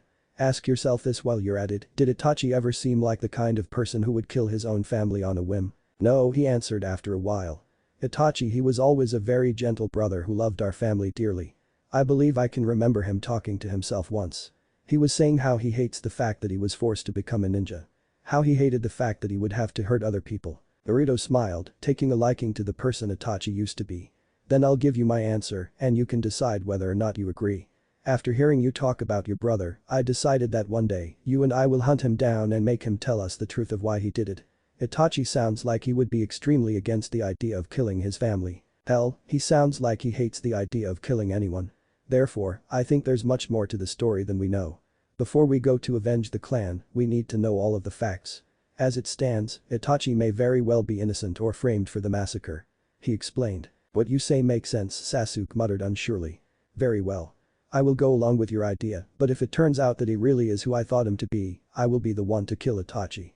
He agreed, though he still felt a little uncertainty regarding the change in his ambition. Naruto stood up, which Sasuke mirrored, and they shook hands. Then we have an accord.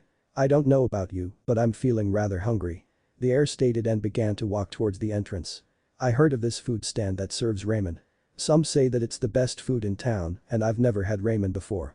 Wanna go? Sasuke cracked a small smile at being able to spend some time with family once more. Why not?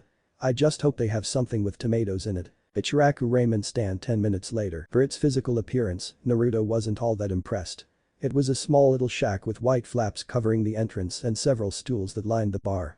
However, in the way of aesthetics, Naruto found himself loving the homey feeling the stand radiated. It also helped that the smell of the Ichiraku's ramen was quickly making him ravenous with hunger. Sasuke was of the same mind, except that he wasn't practically frothing at the mouth because of the smell.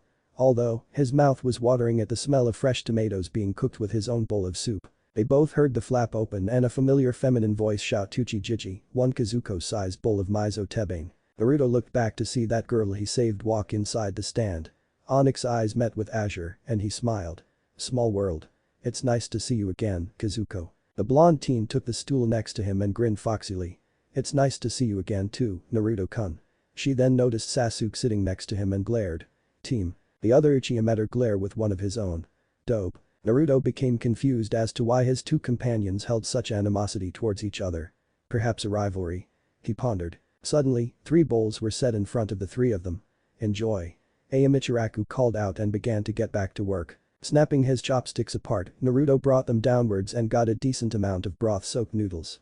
As soon as they entered his mouth, he froze with widened eyes, gaining the attention of his companions. Suddenly, he found himself hugging the bowl close to his chest with waterfall-like tears flowing down his face. Where have you been all my life? He cried. Finally, someone understands me, Databane. Kazuko hollered in response, with her mouth full. Geez, it's good, but it isn't worth getting so worked up over. Sasuke muttered while consuming his own food. Both Naruto and Kazuko pointed a chopstick at the sweating Uchiha with fire visible in their eyes. Silence, you infidel. Ramen-chan demands this respect. They zealously screamed in unison. TCH, whatever. I'm out of here. Sasuke placed his money on the bar and began to walk out. I'm starting to feel like a third wheel anyways. Don't do anything I wouldn't do. Knowing what his cousin was insinuating, Naruto stopped his zealous rant and his face turned a shade of red that few Uchiha could match. Shut the hell up. He yelled at the chuckling teen, who began his trek back to his apartment. Kazuko, however, was oblivious to Sasuke's insinuation due to stunted social skills. She tilted her head in a cute manner and scratched her whisker marks. What the hell was he talking about? The blonde noticed that Naruto's face was still reddened and quickly became concerned. Naruto-kun, your face is all red. Are you sick or something? Naruto's face became slightly redder when he felt Kazuko's soft hand touch his cheek. I'm feeling fine. Could you stop touching me? She grinned sheepishly and took her hand away. Sorry, haha. It's fine, I'm just not used to things like that. He replied as his face returned to its normal hue. So, tell me about yourself. Likes, dislikes, hobbies, dreams for the future. That sort of thing. Alright, but I wanna hear yours first. Kazuko stated. If that's what you want. I'm Naruto Uchiha, heir of the Uchiha clan. I like my family, ramen, weaponry, fire, music, and beaches. I dislike those who would betray their comrades, people who would harm my precious ones, and evil. My hobbies include swimming, visiting beaches, playing pranks once in a while, watching leaves fall in the autumn, training, and reading. My dreams are to protect this village as its Hokage once I've gained everyone's trust, find a way to bring peace to the world, and to have my own family. He explained, to which Kazuko's smile grew with each thing listed. That's pretty cool. I used to dream of being the Hokage. Really? He asked with a quirked eyebrow. The blonde nodded and replied yeah, but I saw Hokage Jiji doing all of that boring paperwork, so I decided on something different. Well, let's hear it. Alright, I'm Kazuko Uzumaki Tebane. I like ramen, training, whirlpools, beaches, music, animals, and nature. I dislike the 3 minutes it takes to cook instant ramen. I like to play pranks on people, go swimming, dance, eat ramen, train, and cook. My dream is to become the Jonin commander, that way nobody can look down on me. She listed off happily. That's a good goal you have there, so I'll tell you what. Naruto looked at her with a smile and said, when I'm the Hokage, you can be my Jonin commander. Kazuko returned the smile and pumped her fist. Sounds like a plan. You'll be my leader and I'll be your right-hand woman that pulls your ass out of whatever fire you make. The Uchiha couldn't help but burst into laughter at the final sentence of hers, and she soon began to laugh as well. Later that night, Naruto's house. Naruto was lying down in his large bed, staring blankly at the ceiling. To his right, there was a nightstand on which a history book. After some time of chatting and becoming acquainted, he and Kazuko left the ramen stand as good friends. Something about her drew him in like a moth to a flame. It wasn't anything romantic, she was just an interesting person. Although, he would admit that he found the Uzumaki much more attractive than the fangirls he had back during his original era. He turned his gaze towards the history book with a thoughtful expression. The Uchiha had just finished reading everything about the modern history of the world and couldn't help but let out a depressed sigh. Madara Tauto, I'm so sorry that I couldn't be there for you. Maybe if I was, you wouldn't have fallen so far, he apologized mournfully to the younger brother he held the most dear. Then, he gained a scowl. I know it couldn't be helped due to the time period we lived in, but I also can't help but despise you for killing Izuna Tobirama Senju. Be thankful you are already dead, or you would face my wrath, Hokage or not. With his venting done for the night, Naruto left the tranquility of reality and retreated into the nightmares that continually plagued him for years. 1 month later, Naruto walked into the mission hall with a confident stride, currently wearing the same outfit he found himself wearing in this modern time, with the addition of fingerless black gloves and an olive-colored Jonin flak jacket. He found that missions weren't usually challenging unless he found himself fighting the odd missing nin that popped up in higher-ranked missions. Some things had changed over the month, but others remained the same. His friendship with Kazuko had evolved to the point where she was rarely seen in the village without him and vice versa, much to his new fangirl's ire. Naruto probably should have expected her to cling so tightly to him, since he was literally her first real friend that was in her age group. She even occasionally stayed at his home, and he discovered that he loved her cooking more than Ichiraku's ramen. Kazuko's cooking skills were odd though, as she eats little more than instant ramen. He didn't think much of it. Perhaps one of the biggest changes was the fact that he was slowly but steadily gaining the respect and trust of Konoha. Naruto believed that it was due to his mission record being perfect with no failures. Not only that, but he made himself a member of Konoha, not just in paper, but in spirit. He quickly endeared himself to the civilians and the lower-ranked ninja, helping them out with training or other menial tasks during his free time. The Uchiha still had a long way to go before he gained the entire ninja force's trust though. While he did befriend all of the senseis of Konoha and a woman named Anko, all of the others seemed extremely cautious around him for some reason. All he knew was that watching them walk on metaphorical eggshells around him was annoying. The teenage Chunin stopped his stride once he stood in front of the Hokage and 2 other Chunin, who were sorting through various scrolls, and asked, "Did you need something, Hokage-sama?" Hiruzen nodded with a serious expression. "We've received a backup request from Team 7. It seems as though their C-rank mission to the Land of Waves went wrong due to false information given by the client, and now, they are expecting to encounter at least one Chunin-level opponent tomorrow when they begin to travel again. I need you to go immediately, since I know you keep your supplies with you at all times." Naruto, who was frozen in worry for his friends and cousin, nodded crisply. I'll rescue them, you can count on me. With that, he vanished in a spiraling vortex of fire. Several seconds later, Naruto jumped through the forest right outside of Konoha with a determined expression. Hold on Kazuko, Sasuke, Kakashi, I'll be there soon. He muttered and began to speed up his pace. And, goddamn that Kakashi. Naruto seethed as he leapt from branch to branch within a sea of green treetops. He should have waited until backup arrived, but no. He just had to continue anyway. As he broke through the canopy, the Uchiha gazed over the misty river and saw that there was a massive unfinished bridge that connected the land of waves to the land of fire. On the side closest to wave, Naruto could feel two strong chakras clashing against one another and came to a grim conclusion. Kakashi must be fighting a really talented shinobi. I need to get there fast before anyone gets hurt. He muttered as he preformed a single hand seal and vanished in a blur. Land of waves clearing, everyone, Manji formation. Kakashi barked out to his subordinates, who immediately surrounded Tazuna in a triangular formation. A mist crept up around the teens and saturated the entire area after just 5 seconds. How looking at your cowering faces takes me back to my graduation. It'll be even more nostalgic after I cover the entire forest in your entrails, an eerie deep voice whispered. Suddenly, an intense feeling of doom washed over the genin like a tsunami, and they all began to quiver in fear. What is this? Is this the power of a jonin? Kazuko thought in apprehension while a bead of sweat rolled down her cheek as she gulped nervously. Sasuke wasn't far behind her in the level of fear as he was shakily leveling a kunai at his own throat. This killing intent is too much. If I end it now, maybe I won't have to suffer the pain at the hands of that monster. The young Uchiha internally panicked while steadily bringing the tip of his dagger dangerously close to his throat. Sasuke. Their sensei's voice boomed from the mist. Don't worry, I won't let any of you die. He muttered with an eye smile. An eerie silence permeated the clearing for what seemed like an eternity to the young ninja until the same voice from before began to chuckle. Is that so? In an instant, an extremely tall man with spiky black hair, brown eyes, tanned skin, and a muscular build appeared in the middle of Team 7's formation with his gigantic blade, Kubikurimchim, raised into the air. Then shall we see you try? Zabuza growled and swung the giant sword downwards with the intention of cleaving all 3 genin and his target in one fell swoop. However, the sword didn't make it far as Zabuza found himself struggling against Naruto, who had instantaneously teleported into the formation and blocked the Kiri missing nin strike with a kunai. You were saying? The Uchiha mocked. Izuku instantly brightened up and gained a large grin. Naruto-kun. The black-haired jonin turned his gaze towards the blonde girl and smiled. We really have to stop meeting like this, however, we don't have the time to chat. Naruto spoke as he glared venomously at Zabuza, his Sharingan flaring to life. I've got some ass to kick. Another Uchiha brat. I thought you lot were killed, with the exception being that other brat over there. The demon of the mist stated with a raised eyebrow. Naruto smirked and swiftly kicked Zabuza, launching him across the battlefield.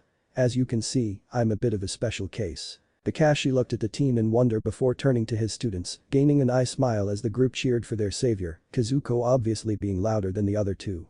Looks like I don't have much to worry about. But he muttered as his lone eye sharpened. This may be the perfect opportunity to assess his skills, just in case. Meanwhile, Naruto sauntered over to the shakily standing Zabuza and placed a hand on his hip. Are you okay?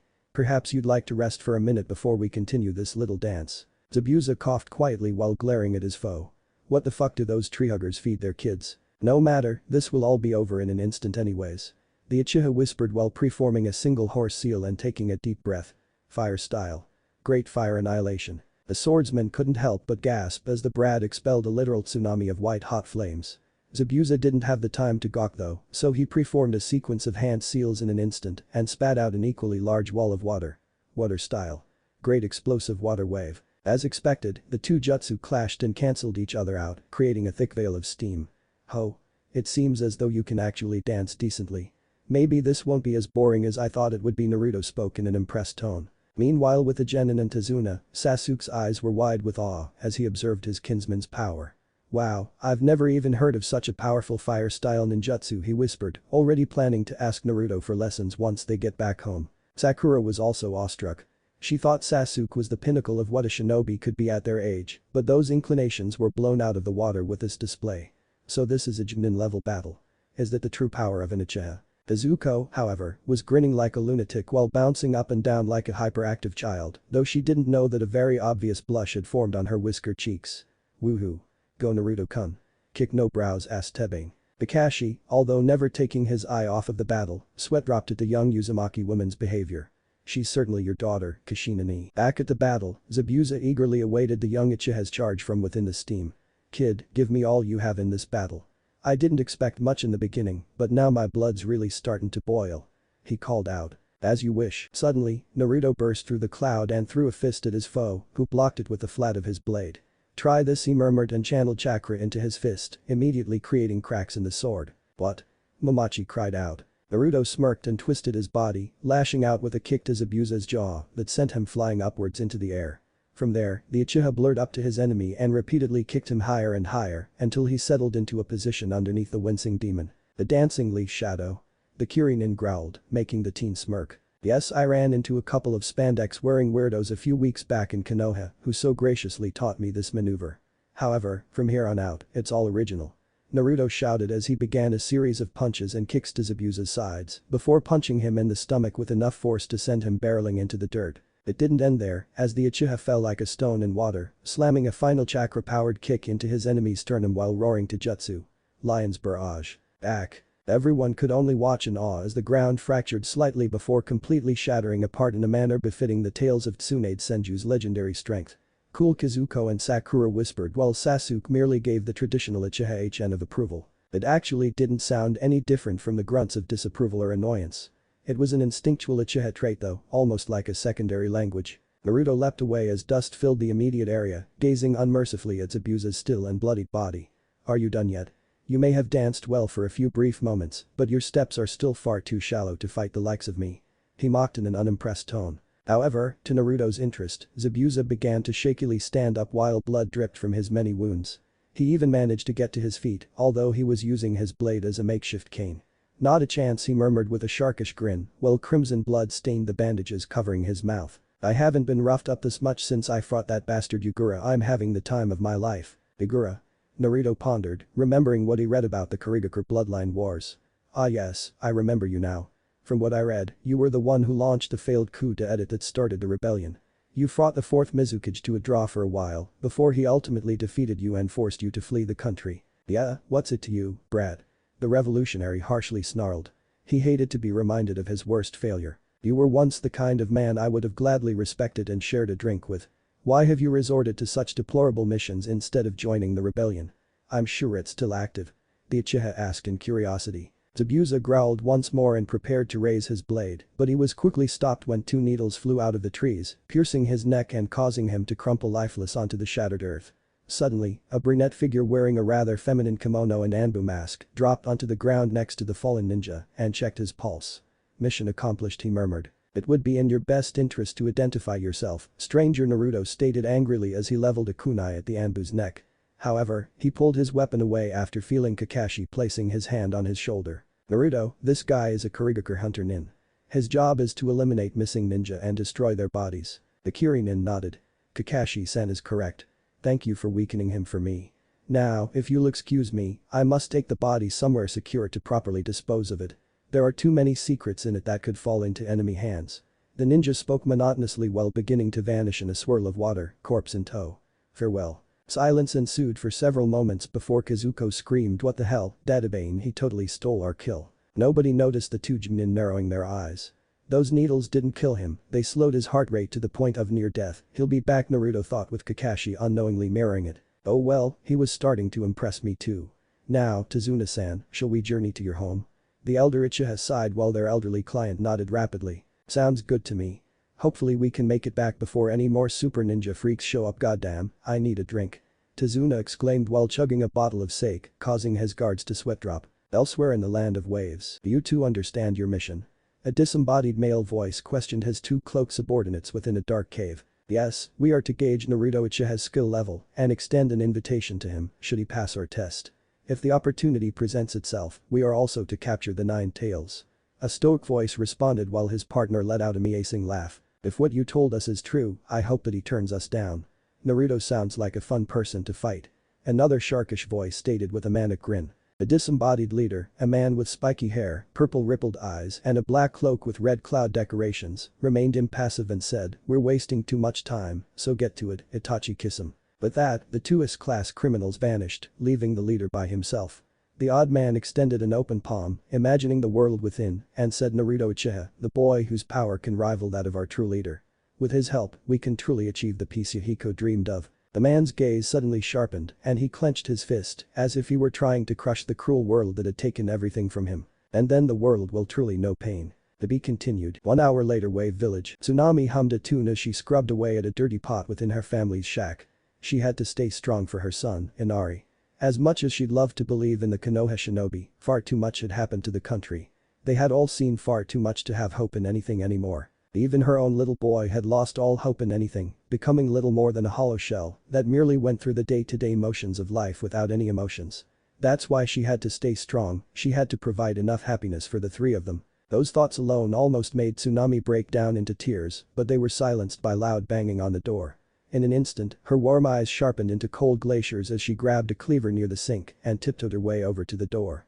But as she opened it, her eyes became bright once more upon seeing her moderately healthy father standing alongside 4 ninja.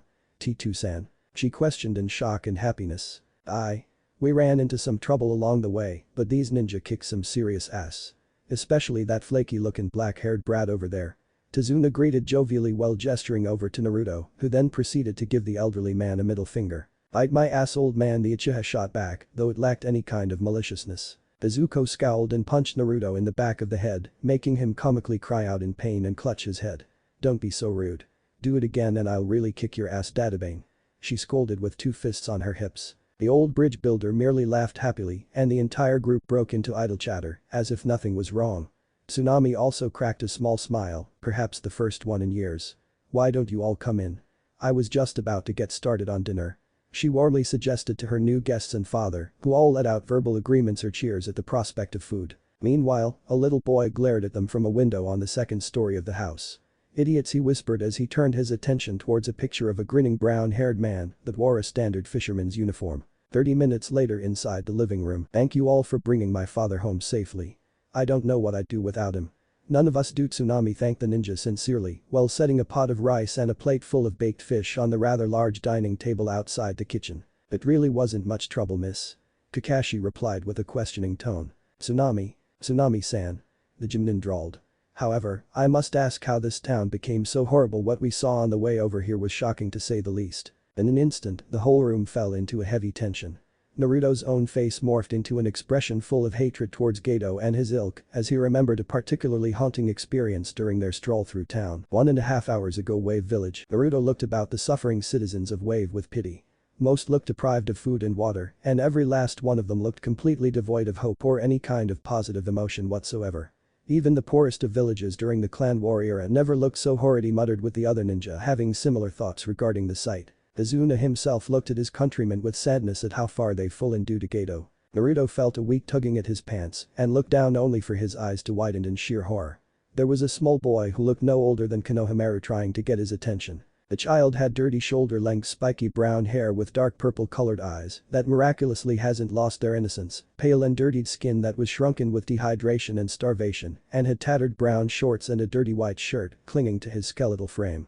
Mister, do you have any food to spare? The boy questioned, not having the strength to raise his voice above the volume of a whisper. Tears sprung to his eyes, catching the attention of the entire group, particularly Kazuko. To Naruto, he didn't just see a little starving boy. He saw another child around the same age who looked nearly identical, with the only exception being that the other child had onyx-colored eyes. In an instant, Naruto took a knee and pulled out a generously large package from his supply pouch and handed it to the boy with a shaky smile.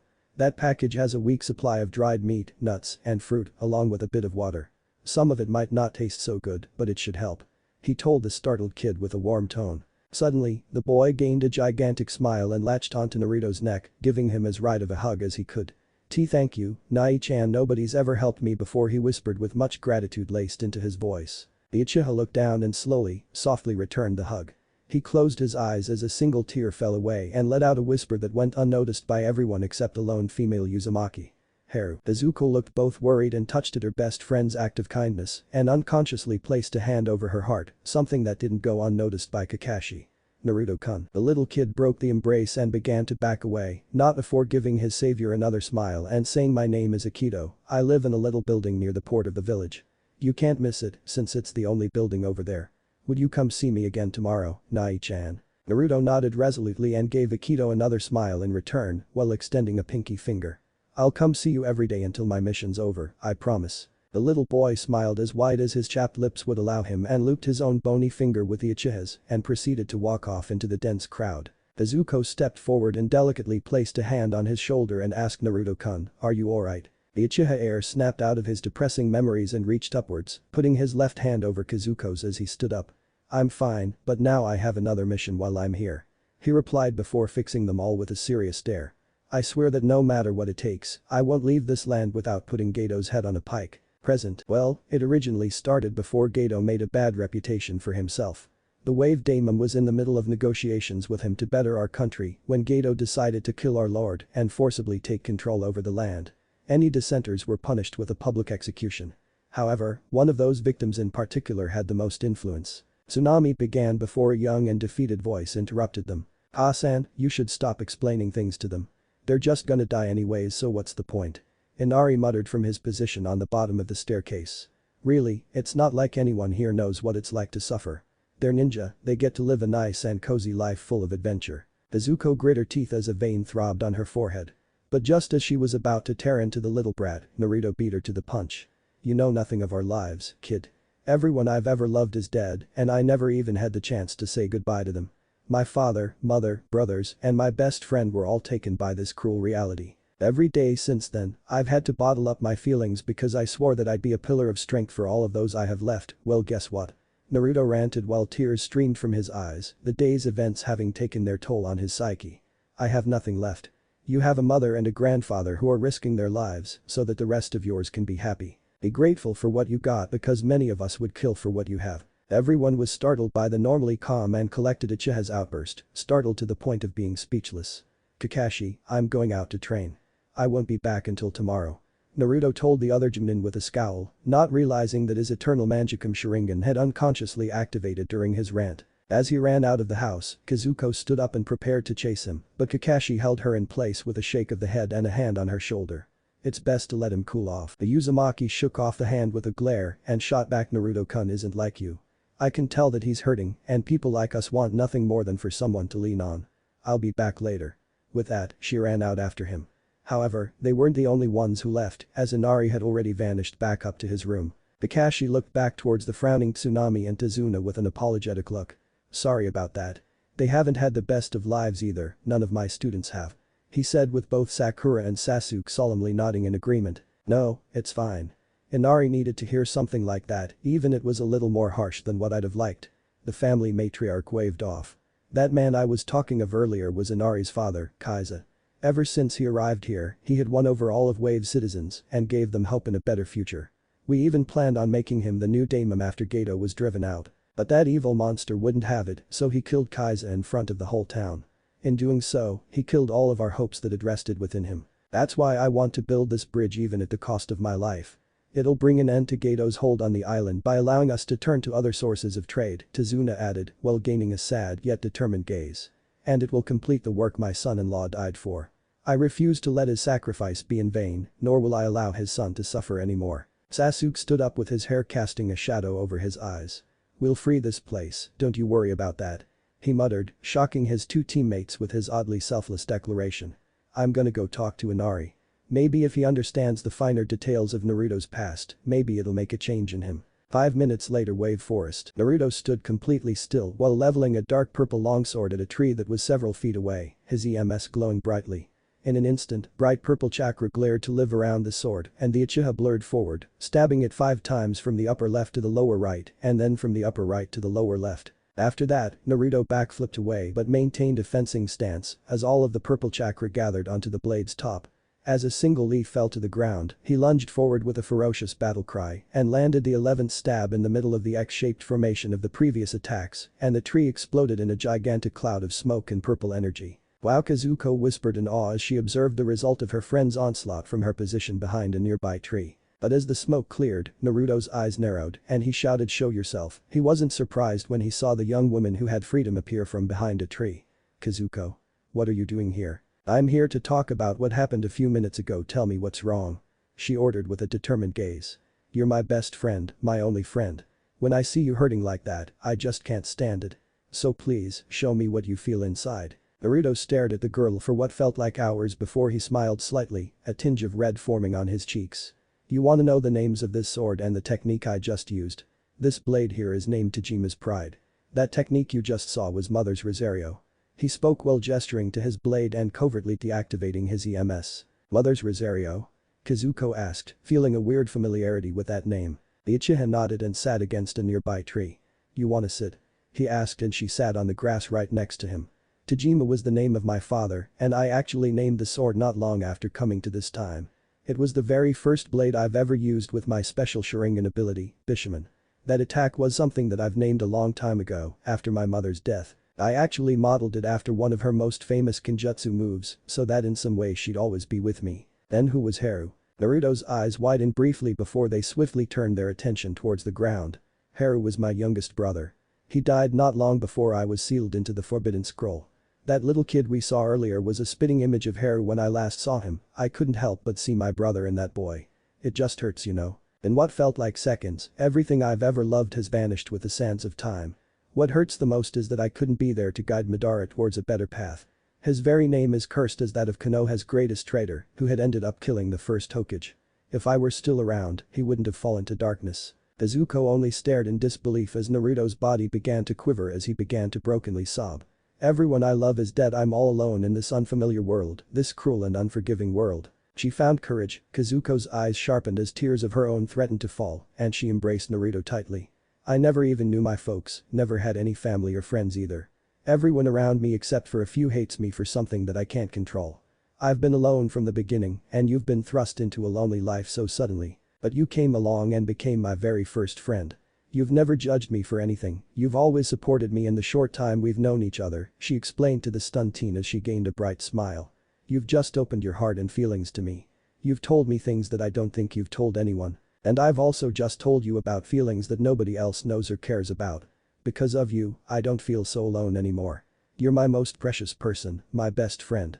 I know that you might never get to go back to your own time and call it selfish if you want, but I don't want you to go back. Naruto's tears had halted and instead, he found himself comforting the crying girl that held him in an even tighter embrace, which he returned. Kazuko, so please stay with me. The female Uzumaki pleaded in a quiet whisper. Let me take away your pain and loneliness just like you have for me, alright? Kazuko smiled sleepily and unconsciously snuggled up to the Uchiha. Let's just sit here for a while then she murmured before falling asleep. Naruto didn't make any move to wake her up, he just let her sleep in his arms. Moving a hand up, he delicately moved a lock of blonde hair behind her ear, making her giggle in her sleep. Kazuko-chan, thank you. He whispered as he too fell asleep, a bright smile resting on his face and his heart free of its burdens. And in the place of those burdens, a new person had unknowingly taken up residence in that spot. The following morning, unfocused onyx-colored eyes slowly opened and Naruto groggily sat up from his position against the tree. As his vision focused, he slightly flushed as he noticed the rather intimate position he and Kazuko had been resting in. She had a firm grasp of his arm, which she held against her breasts, her cheek had been resting against his own, and their legs were intertwined quite tightly. And upon taking a look at how serene her expression was, even the little bit of drool that leaked out of her mouth with each light snore, he thought she looks. However, he was broken out of his trance as he felt two extremely large chakra signatures approaching their location. They feel powerful, exceptionally so. They aren't friendly either, I can feel malice coming from one and complete apathy from the other, I gotta get Kazuko out of here. He thought while shaking said girl awake. Naruto-kun, let's go back to bed, it's too early. Kazuko moaned sleepily while rubbing her eyes, not completely realizing what she said. The Uchiha fixed her with a serious stare and said listen to me, there are two really powerful people headed our way. I need you to run back to the house and get Kakashi while I hold them off. Go. Protect Izuna and the family. In an instant, they leapt to their feet with determined expressions. Alright, just hold tight and help will be right there. Kazuko stated as she began to run back towards the village. However, she stopped for a brief moment to turn her head and look at Naruto over her shoulder. Remember your promise. And he did, so Naruto gave her a confident smile and said I won't leave you yet, so don't worry. I'll be back in a flash. With that, he vanished in a swirl of leaves and the lone Uzumaki ran back into the village, a small smile on her face. 1 mile away, Naruto appeared in a rather large clearing barren of any trees or plants. In fact, the entire landscape appeared dead. In front of him were two tall figures wearing identical black high-collared cloaks with red cloud patterns decorating them, along with purple cargo pants tucked into matching shinobi boots that had some sort of white cloth on them. One of them had a large bandaged sword on his back, while the shorter one had an all too familiar pair of crimson eyes. Itachi Uchiha and Kisame Hoshigaki, to what do I owe the pleasure? Naruto questioned warily, recognizing Kisame by his famed sword and Itachi by his continually active Sharingan. Naruto Uchiha, your chakra really does feel as strong as the tales say. Samehada here really wants a taste, gihehehe. Kisame chortled while the blade wiggled in its wrappings. Itachi, however, remained impassive save for the awe and hidden reverence that shone in his eyes. Naruto, it is our greatest pleasure to inform you that our leader has invited you to join our group, the Akatsuki. He spoke monotonously. The Akatsuki? Never heard of it. The younger Uchiha replied while simultaneously readying himself for battle. The Akatsuki are a group of S-class missing nin who have banded together to pursue the goal of world peace. Kisame explained. Itachi picked up where he left off. Using the power of the captured Bijk at our disposal, we will create a super weapon that we will use on any village that tries to start a war. Eventually, humanity will fear the idea of warfare, along with the punishment that comes with it. We are the heralds of peace, the successors of the sage of the six paths. And you can become one of the chosen. Fools. They don't even know what they're going to unleash. Naruto raged in his mind. He knew what would really happen should they unite the Bijk. There were plenty of texts in the old Uchiha library that describes it. Hell, the sage's story became legible on the Uchiha tablet once a person obtains the EMS. Not only that, but a Jinchuriki surely wouldn't survive having such a large amount of chakra ripped from their body so suddenly. That means, have you come to an answer? Itachi questioned upon seeing Naruto gain a look of realization, also secretly feeling relieved when it was also a look of horror. No way in hell, he answered with a dangerous look in his eyes. You see, when I came to this time, I had nothing to live for. Everyone I've ever loved was dead and I was all alone. I merely tried to convince myself that Konoha should be my only reason for existing. But then, one of your targets became my best friend. She taught me that there are still things for me to protect. As he said that, images of Kazuko, Konohamaru, Kakashi, Sasuke, and oddly enough, Akito came into his mind. Suddenly, an inhuman amount of chakra exploded from Naruto's body, nearly knocking over the two Akatsuki ninja who looked at the teen with interest. A visible cloak of dark blue chakra clung to his form, while his EMS flared to life in a deadly glare. Oddly enough, it looked as though scales had covered the left side of his face, scales that somehow resonated with the unstoppable power of nature itself. I've got people who love me, people whom I love. I won't let you lot destroy this world. I won't let you hurt Kazuko. He roared while the two Akatsuki members also raised their chakras to match his own. The first battle between the Akatsuki and Naruto has arrived. But who will be the victor? Will there truly be a victor at all? To be continued. Chapter 7. Between Life and Death. Naruto glared murderously at the duo, although it hid the uneasy feeling he gained in his stomach. If it was just one of them, I could deal with it without much damage. But two S-class ninja on their caliber, I'll have to tread carefully, he thought while his eyes slowly shifted to a grinning Kisame, who threateningly held his Samehada in front of him. I'll have to deal with that troublesome sword first. Even in the clan war era, Samehada was feared for its ability to negate ninjutsu. Enough stalling. The ex-Kiri nin screamed as he dashed towards Naruto, his blade raised in the air. Alarmed, the Uchiha sidestepped the downward slash, and much to the shock of his opponent, Naruto's fists were engulfed in orange flames. Fire Dragon's Iron Fist. He shouted and slammed his left fist into Kisame's belly and his right fist onto Samehada, sending him flying through the clearing, while his blade was buried into the ground with a large shockwave. What sort of ninjutsu is that? Itachi questioned while uncaringly observing his comrade, who was hunched over in pain on the dirt. Flexing his fingers, which somehow suffered no damage from the flames, Naruto grinned predatorily, baring his elongated canines at the duo. A little gift from my summons. You should feel honored though, since nobody has ever seen this style of ninjutsu since the dawn of the shinobi way of life. Meanwhile, Kisame seethed at the cocky brat's goal. He didn't even treat me as a threat with that attack, nobody treats me like that. Naruto paid him no mind though, and picked up Samehada without an issue, surprising the Akatsuki ninja. I hear that you consume chakra as though it were food. It nourishes both you and your wielder. I do wonder what it would take to give you a bad case of indigestion. He pondered aloud before giving the whimpering sword a devilish grin. I know.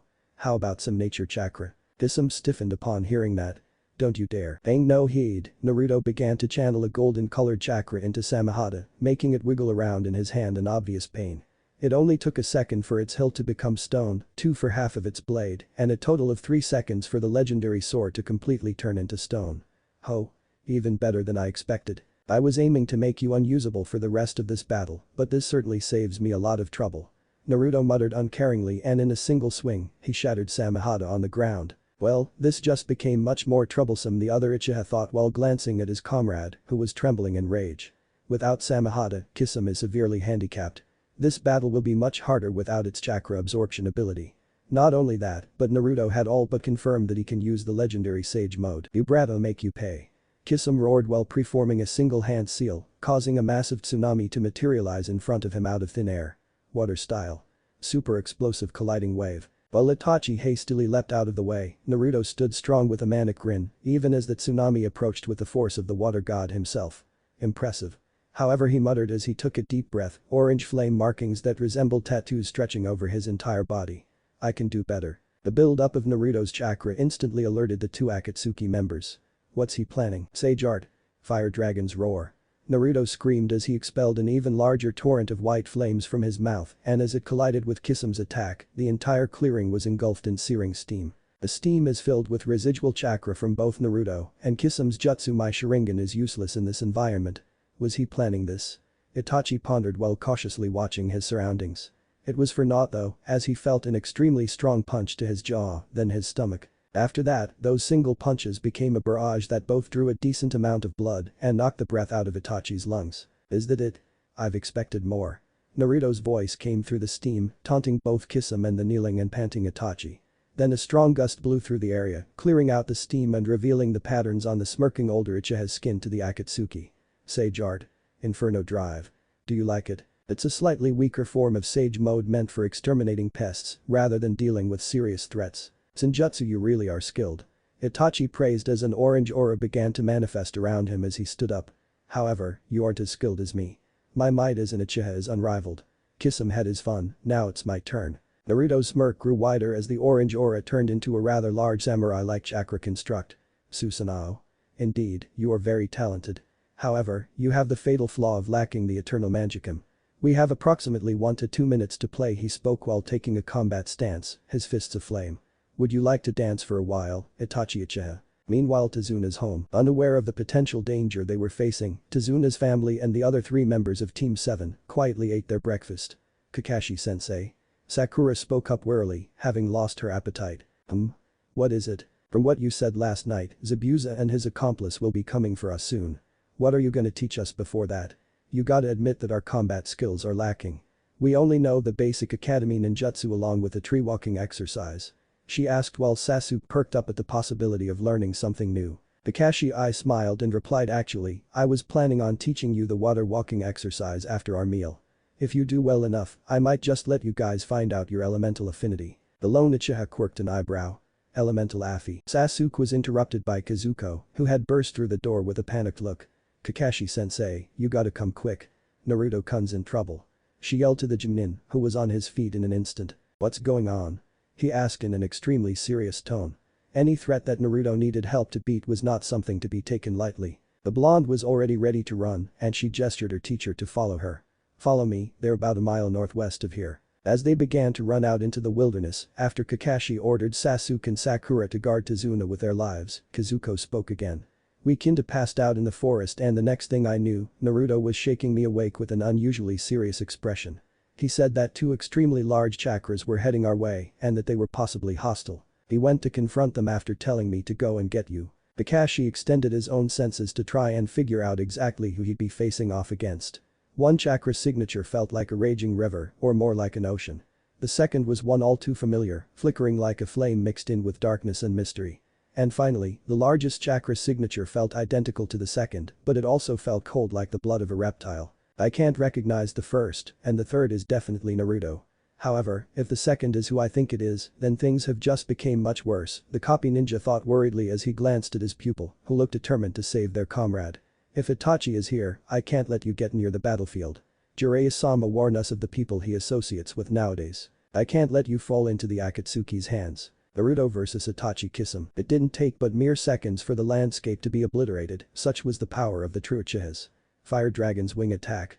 Naruto roared while flicking his flaming arms at Itachi's undamaged Susanoo. The flames grew into 2 long whips and mercilessly slashed at the construct repeatedly, but to no avail as it wasn't even harmed in the slightest. HN. For all your talk earlier, I expected much more of you, Naruto-san.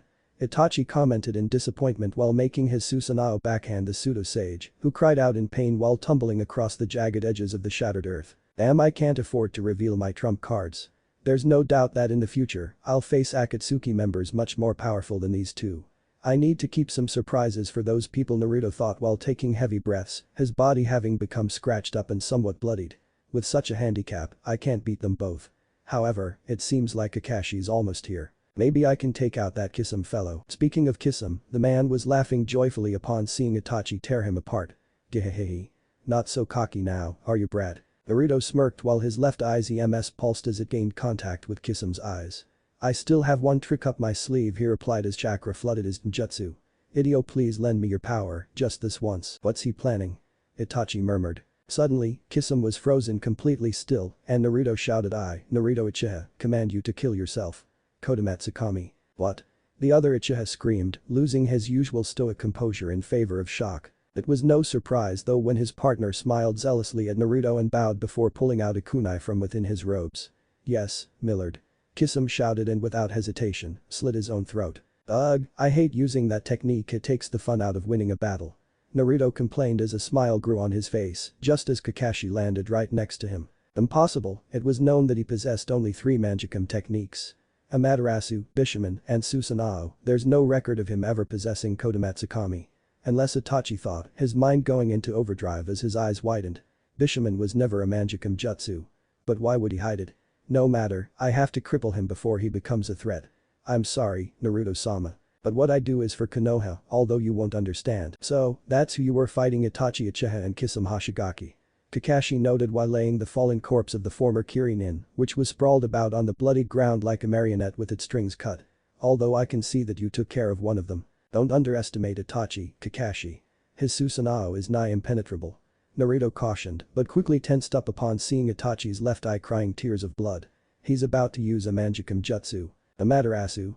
Naruto didn't feel anything for a moment, but both his and Kakashi's eyes widened in horror upon seeing his right arm engulfed in black flames. Thinking quickly, knowing that Amaterasu's flames wouldn't extinguish for 1 week, Naruto summoned a plain katana with Bishamon and severed his own burning arm from just above the elbow with a brief pained scream. Gah. Kakashi immediately crouched down beside the kneeling Naruto and began to apply pressure around his newly created stump in an attempt to halt its bleeding. Hang in there, I'll get you out of here. Meanwhile, Itachi nonchalantly sauntered over to his partner and hoisted Kisame's corpse over his shoulder while deactivating his Mangekyou. I destroyed your arm in hopes that it'll put an end to the threat that you pose to Akatsuki. However, I know your type, Naruto. You won't let this stop you, so consider this a warning, he trailed off before glaring dangerously at his half-unconscious cousin. Do not interfere with our goals. Do so, and I will personally finish what I started here. Maybe one day, you shall be an even better test of my capacity than my foolish little brother. Farewell. With that, Itachi vanished in a body flicker, leaving the 2 Konoha ninja alone in the clearing. Kakashi Naruto spoke tiredly, while his skin rapidly paled from blood loss. Cauterized the wound. Nodding, the masked ninja placed a hand on top of his comrade's wound and superheated it with fire chakra. You truly are one tough character, Naruto, Kakashi thought in respect, and just as he finished up, Naruto passed out in a cold sweat. Maybe we were wrong to be so wary of you. Your actions here definitely saved not only Kazuko's life, but possibly the life of the Land of Waves itself. We'll be home soon, just sit tight. The Haddock muttered while picking up the Uchiha in a piggyback and darting off into the forest towards Tazuna's home. Naruto's eyes snapped open and he jumped to his feet with a gasp. As he looked down, he noticed that his left arm was still there, and not only that, but he was standing on an endless pool of crimson water with a broken moon in the starless night sky. Where am I? He questioned aloud in a whisper. A new masculine voice answered him. Between the realm of life and the realm of death, young Uchiha. Naruto whipped his head around and saw that a man stood in front of him. He was roughly 6 feet tall with regal features, waist-length spiky brown hair with 2 bandage bangs framing his face, a pair of fully matured sharingan, and an emotionless frown. The man wore a high-collared white kimono with 6 magatama patterns decorating his collar, a dark sash, and black shinobi sandals. Who the hell are you and what did you mean by that? It's quite simple. You are stuck in a state of near death. You are touching the boundary between life and death. And as for my name, the man smirked darkly as his sharingan took on the form of a large spiral, shocking Naruto. I am Indra Satsuki, oldest son of the Sage of the Six Paths, and ancestor of the Uchiha clan. We have much to discuss, my heir. To be continued. Chapter 8. Paths of Tomorrow. Limbo. Indra Satsuki. Naruto whispered in awe. I've only heard of you in our clan's legends. Indra crossed his arms with a smirk. You all are right to revere me. My might is still unmatched, even in this modern age. He spoke before his smirk became a slightly angered scowl. Aside from my foolish brother and father, that is. Kind-hearted idiots. Whoa, why do you act that way towards them? Are they not family? Naruto questioned with a raised brow. The Uchiha ancestor paced across the clear water with a contemplative expression. Explaining such a thing brings me to the main reason why I have decided to meet you. He said while glancing at his descendant. When we were young and when ninja was still in its infancy, Otu-sama began to instruct us in everything that he knew. From the beginning, it was clear that only one of his children would succeed him and inherit his leadership over the sect. I vied for his title, so day and night I trained myself to the fullest. Like you, I took to my studies quite easily. I was hailed as an unrivaled prodigy who was likely to lead humanity towards an eternal peace. And your brother? Naruto asked. Asura was a dunce. He struggled through every scrap of instruction, unable to do anything by himself. The only aspect of ninja that he was talented in was what you call taijutsu. He seemingly inherited nothing from our father while I inherited his drive, a weaker form of his eyes, and even his spiritual chakra. Indra explained while his expression gradually became darker. Eventually, on his deathbed, Otu-sama asked us what our methods towards gaining peace were. I told him that power was a necessity while Asura told him that the only necessities were love and understanding. Otu-sama misinterpreted my words to be words of force and selected my idiot brother as ninja's new leader. I only meant that power was needed as a firm hand for guiding humanity, not as something meant to force people to my vision of peace. The more the Akatsuki talked, the more Naruto felt sorry for him. To be destined to fight your own brother, I could never imagine such a thing. The Six Paths was a foolish man. He should have selected both brothers to lead their sect. Power and compassion are needed in equal measures. Indra nodded, surprising Naruto. I agree. But at the time, I was blinded by rage and it left me open for attack. The ancient shinobi said as he scowled. A powerful creature took hold of my body and manipulated my thoughts. It made me kill my father on his deathbed and declare war on my own brother.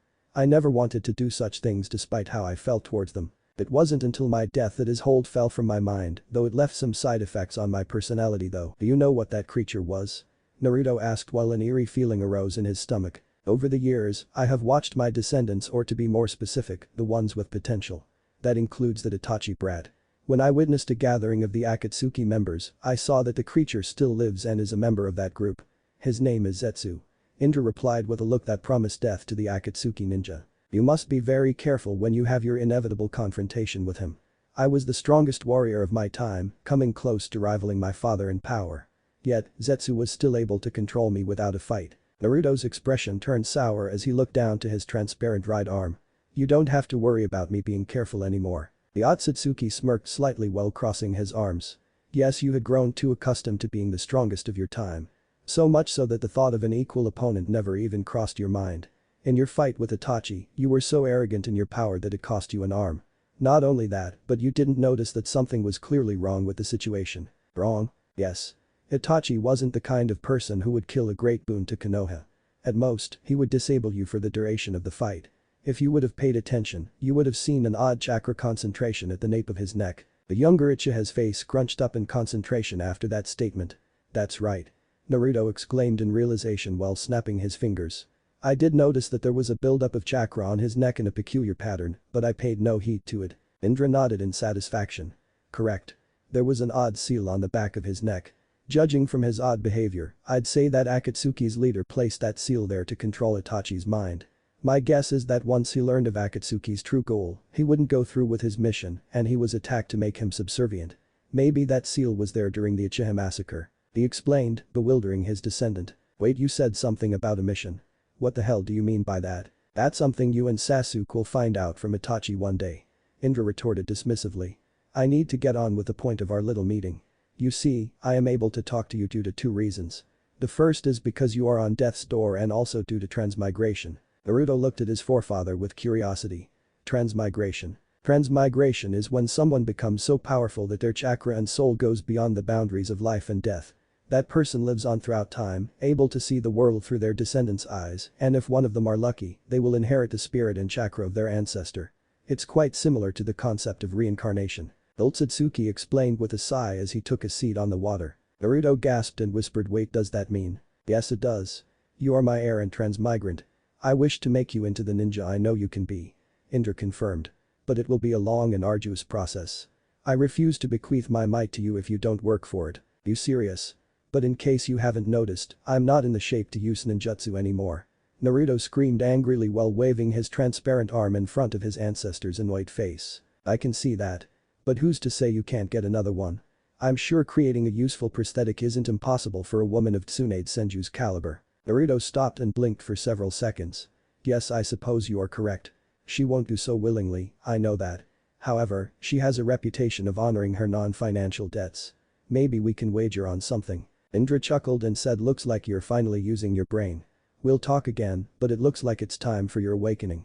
However, as Naruto began to fade into particles of light, Indra gained an extremely serious expression. Before you go, I must give you a warning.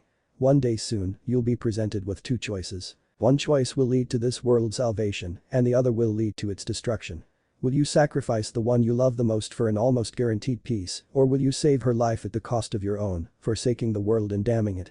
Think about it. Naruto stared at Indra in shock as images of Kazuko came to mind. His last thought before fading was, I could never do that to her, could I? Azuna's home 1 week after Naruto's battle. Naruto's eyes slowly opened with blurred vision. After focusing, he looked around and noticed that not only was he in a bed with his body covered in bandages, Kazuko was also sleeping in a chair next to the bed, with his remaining hand held firmly by her own. She's been there almost the whole time, you know. Naruto weakly leaned upwards and noticed that an aloof Sasuke was leaning against the doorframe. How long has it been? The older Uchiha croaked. A week. Why didn't you send for me? Sasuke questioned with a hard gaze. Together, we could have beaten Itachi and got the answers we wanted. Instead, you just got crippled. You'll never be a ninja again with those wounds. You know as well as I do that you aren't an S-class ninja yet, Sasuke. And I did find out something important during the fight. Naruto muttered with an unreadable expression. There was some sort of a seal on the nape of Itachi's neck. I theorized that it's something involving mind control, maybe it was even there during the massacre. His cousin looked down thoughtfully. If that's the case, then someone else is truly to blame for the massacre, and Itachi needs us to save him. We'll free him and ask him all about it first. We need to be sure about this so we don't kill the wrong person. Now could you please go, I'm still tired, Naruto mumbled in exhaustion, causing Sasuke to nod and leave with a traditional Uchiha grunt, which translated to I'm glad you're doing better. Naruto looked back over to Kazuko, who miraculously hadn't been awoken by the conversation. The Uchiha took in all of her features, from her disheveled golden hair and tanned skin, to the small amounts of drool that fell from her mouth, and the way she murmured various incoherent things in her slumber. Feigning a resolute look in his eyes, Naruto freed his hand from her grasp and placed it on top of her head, affectionately holding her close. I swear on the graves of my family, he muttered. I won't ever let anything happen to you. Even if I must give up everything. Unknown to him, Kazuko had indeed awakened and smiled while snuggling closer into his embrace. However, she did have one thought. What did he mean by giving up everything? The next morning, Naruto stood outside the house, dressed in the typical long-sleeved Jonin uniform of Konoha, with everyone seeing him off. Even Inari was there after having a change of heart. Apparently, a talk with Sasuke about everyone's past had changed him for the better, as inspired him to help his grandfather. Kid, you're alright. Come back and visit sometime. I'm sure Tsunami wouldn't mind. Tazuna spoke with a grin, his daughter silently becoming red in the face. I'll take you up on that sometime soon. Naruto replied with a smile. Sorry I can't stay, but I have a feeling that your troubles won't last much longer. Kakashi was next to speak. Have a safe trip and try not to piss Tsunade-sama off. She can quite literally shatter a mountain with her pinky finger. Also, are you sure you don't want my help with what you're about to do? Yeah, I'm good. I still have some tricks up my sleeve, even with this handicap. Finally, Kazuko stepped forward with a pout. This sucks, you get to go on some cool adventure to look for every Kunoichi's idol, and we gotta stay here. I bet you're gonna find some super ramen stand out there, maybe even Ichiraku's Tenzaku town branch. She whined. Naruto smiled and gently poked her forehead with his index and middle fingers, just like he used to with Madara, surprising Sasuke and the blonde. Next time, I'll take you along too. When I get back, how about I take you out for some of those noodles? Izuko's azure eyes widened in surprise as her cheeks became reddened. Is he? As if reading her thoughts, the Uchiha grinned and nodded his head. Yep. The smile of her own made its way onto the Uzumaki's lips, and she whispered, I'm looking forward to it, Dadabane. Backing away, Naruto started to walk off into town while waving over his shoulder. See you later. Shack near the port. 5 minutes later. Akito stared up at the moldy wooden ceiling from his old mattress with a frown. It's been a week and he still hasn't shown up. Was he all talk? The boy pondered as he heard knocking on the door. Grabbing a rusty kunai from beneath his pillow, he cautiously approached the entrance and opened the door, revealing a grinning Naruto with a bag in his hand. Sorry I'm late, Akito. As you can see, I had a little injury. Can I one in? The black-haired young man asked. I brought some sandwiches and tea. A few minutes later, Naruto smiled as he looked at the little boy who rubbed his belly in satisfaction. Good stuff. You can't really go wrong with roast beef. You can't go wrong with any food, but that was really good. Akito exclaimed before turning to his guest with a questioning gaze. What happened? I know you didn't come by because of your arm, but who did you fight? Ah, they were a really strong pair of wanted ninja. I took one of them down, but as you can see, underestimating the other cost me dearly. That one for away and I'm on a new mission to get myself a new prosthetic arm. Naruto replied while feeling ashamed at his own past arrogance. Now enough about me, what about you? What's your dream, kid? Akito gained a grin that rivaled his guests and boldly declared, I'm gonna be a ninja one day, just like you. Naruto chuckled and ruffled the boy's hair. I'm sure you will. He said as an idea came to his mind. Say, if you want, you could come with me. Akito gasped in shock. Yeah, you can come with me on this mission and I'll teach you some stuff. After that, you can come back to Konoha with me or you could return here. How about it? The little boy's eyes widened in both shock and joy. Ever since his parents had died, he always thought he would be lucky to live to the age of 13. He always believed that he'd never have the opportunity to become a ninja. Now, this kind man comes in with a golden ticket out of here. When are we leaving? I don't have anything to pack, so I'm ready. Akito excitedly spoke. Naruto smirked and replied now. An hour later, Gato's hideout. Gato was a man who enjoyed the finer things in life. He was the kind of man who would do anything to achieve his ambitions, even if it was dirty business. With his massive fortune, which he inherited from his father, he hired an army of rogue ninja and mercenaries to apply ample amounts of pressure on the land of waves. As the short man repeatedly thrust himself into one of his captured whores, whom he bent over his desk, he couldn't help but reminisce on the past several years. Wave was extremely fertile, and it was a prime location for Gato's shipping company to expand. There were some upstarts like that Kaiser fellow, whom he had publicly executed following some severe torture. And now, there's Tazuna, who Zabuza and Haku failed to kill due to the Konoha ninja. Gritting his teeth in anger, Gato grabbed a small metal lamp to his left and with a roar, he bashed the prostitute's skull repeatedly until her brain was exposed. Pulling out of her body, he zipped up his pants and threw her corpse to the floor. Someone get in here and clean this up. He barked out to his soldiers. No response. If someone doesn't come and get this whore out of here, I'm gonna cut everyone's payment to 50% for a fucking month. An eerie silence answered him again. Gato walked over to the door, only for it to explode and send him crashing onto the fine carpeted floor. To think that such a pathetic man is so feared even more pitiful than those uncouth mercenaries I just slaughtered. Naruto mocked while stepping into the office, fresh blood splattered on his undamaged clothes. Hey Konoha ninja, what are you doing here? The short tyrant demanded with faux authority. The Uchiha merely glanced about the room and eyeballed the dead woman on the floor. Pity. Such a young woman losing her life before it truly began. Tell me, Gato, Naruto murmured before shooting the terrified man a murderous Sharingan-fueled glare. How old was she? 12. 13. How many women have you abducted only to rape and kill them? Gato whimpered in fear at the ninja's killing intent and curled up into a ball. If one were to look closely, they'd see that the crotch of his pants had become wet. What do you want from me? I'll give you my cash, just get the hell away from me. Naruto chuckled darkly and held out his palm, and suddenly, an unstable blue sphere of chakra formed above it. I'm afraid that the only payment I want from you is blood. Don't get your hopes up about Zabuza and his accomplice either, because I already offered them a great deal of your fortune to abandon their job. You know, this was a technique I was creating a long time ago, but never had the chance to complete it. I wonder what it'll do to your body. Last time I tried it on a tree, it became hollow on the spot of impact. No. Please God no. Gato screeched while Naruto slowly walked towards his backpedaling, sobbing form. Naruto knelt down and moved his head close to his target's ear and whispered, God isn't here, my friend. To you, I am the devil sent here to do the devil's work. Ciao. With that, he swiftly slammed the sphere into the screaming Gato's sternum and shouted Rasengan. The walls gained a fresh coat of crimson paint and the land of waves was finally free. 10 minutes later, Akito tapped his bare foot on the grass outside of the hideout impatiently with Zabuza and his apprentice, Haku, standing next to him. What's taking Naruto-sensei so long? He complained. I want to get going already. Brat, if you don't shut up I'm gonna give you something else to complain about. Zabuza drawled, getting the boy to gulp nervously. Naruto appeared in front of the group in a body flicker with a look of annoyance. Momochi, quit intimidating my ward or I'll be the one who gives you something to worry about. What are you gonna do about it, cripple? The demon of Kiri growled, butting heads with the perturbed Uchiha. All I need is one hand to whip your ass. Hell, I might even blindfold myself to give you a snowball's chance in hell. Red-eyed monkey. Eyebrowless freak. Haku sighed in annoyance as he walked forward and pushed the two ninja apart before they started to fight. Now that our business is finished, don't you think it's time to go? He asked. Naruto grunted and tossed him a small sack that was full of cash. That's your cut of Gato's fortune. It should be enough to fund your war efforts.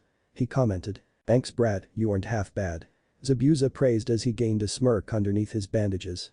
I still want a rematch one day, cripple or not. I agree under one condition. Naruto said as he grinned. Next time we meet, let's do so as allied Cage having a friendly spar. The idea sounds much better than two enemies in a fight to the death, no? The former Kurigakurjinin chuckled as the two shook hands. Sounds good. See you around, Hokage. Have a safe travel and fight well Mizukage. Naruto replied as with that, the two Kirinin vanished into the forest. Akito looked at his mentor with a raised brow. What was that about? I just made an alliance with the future 5th Mizukage.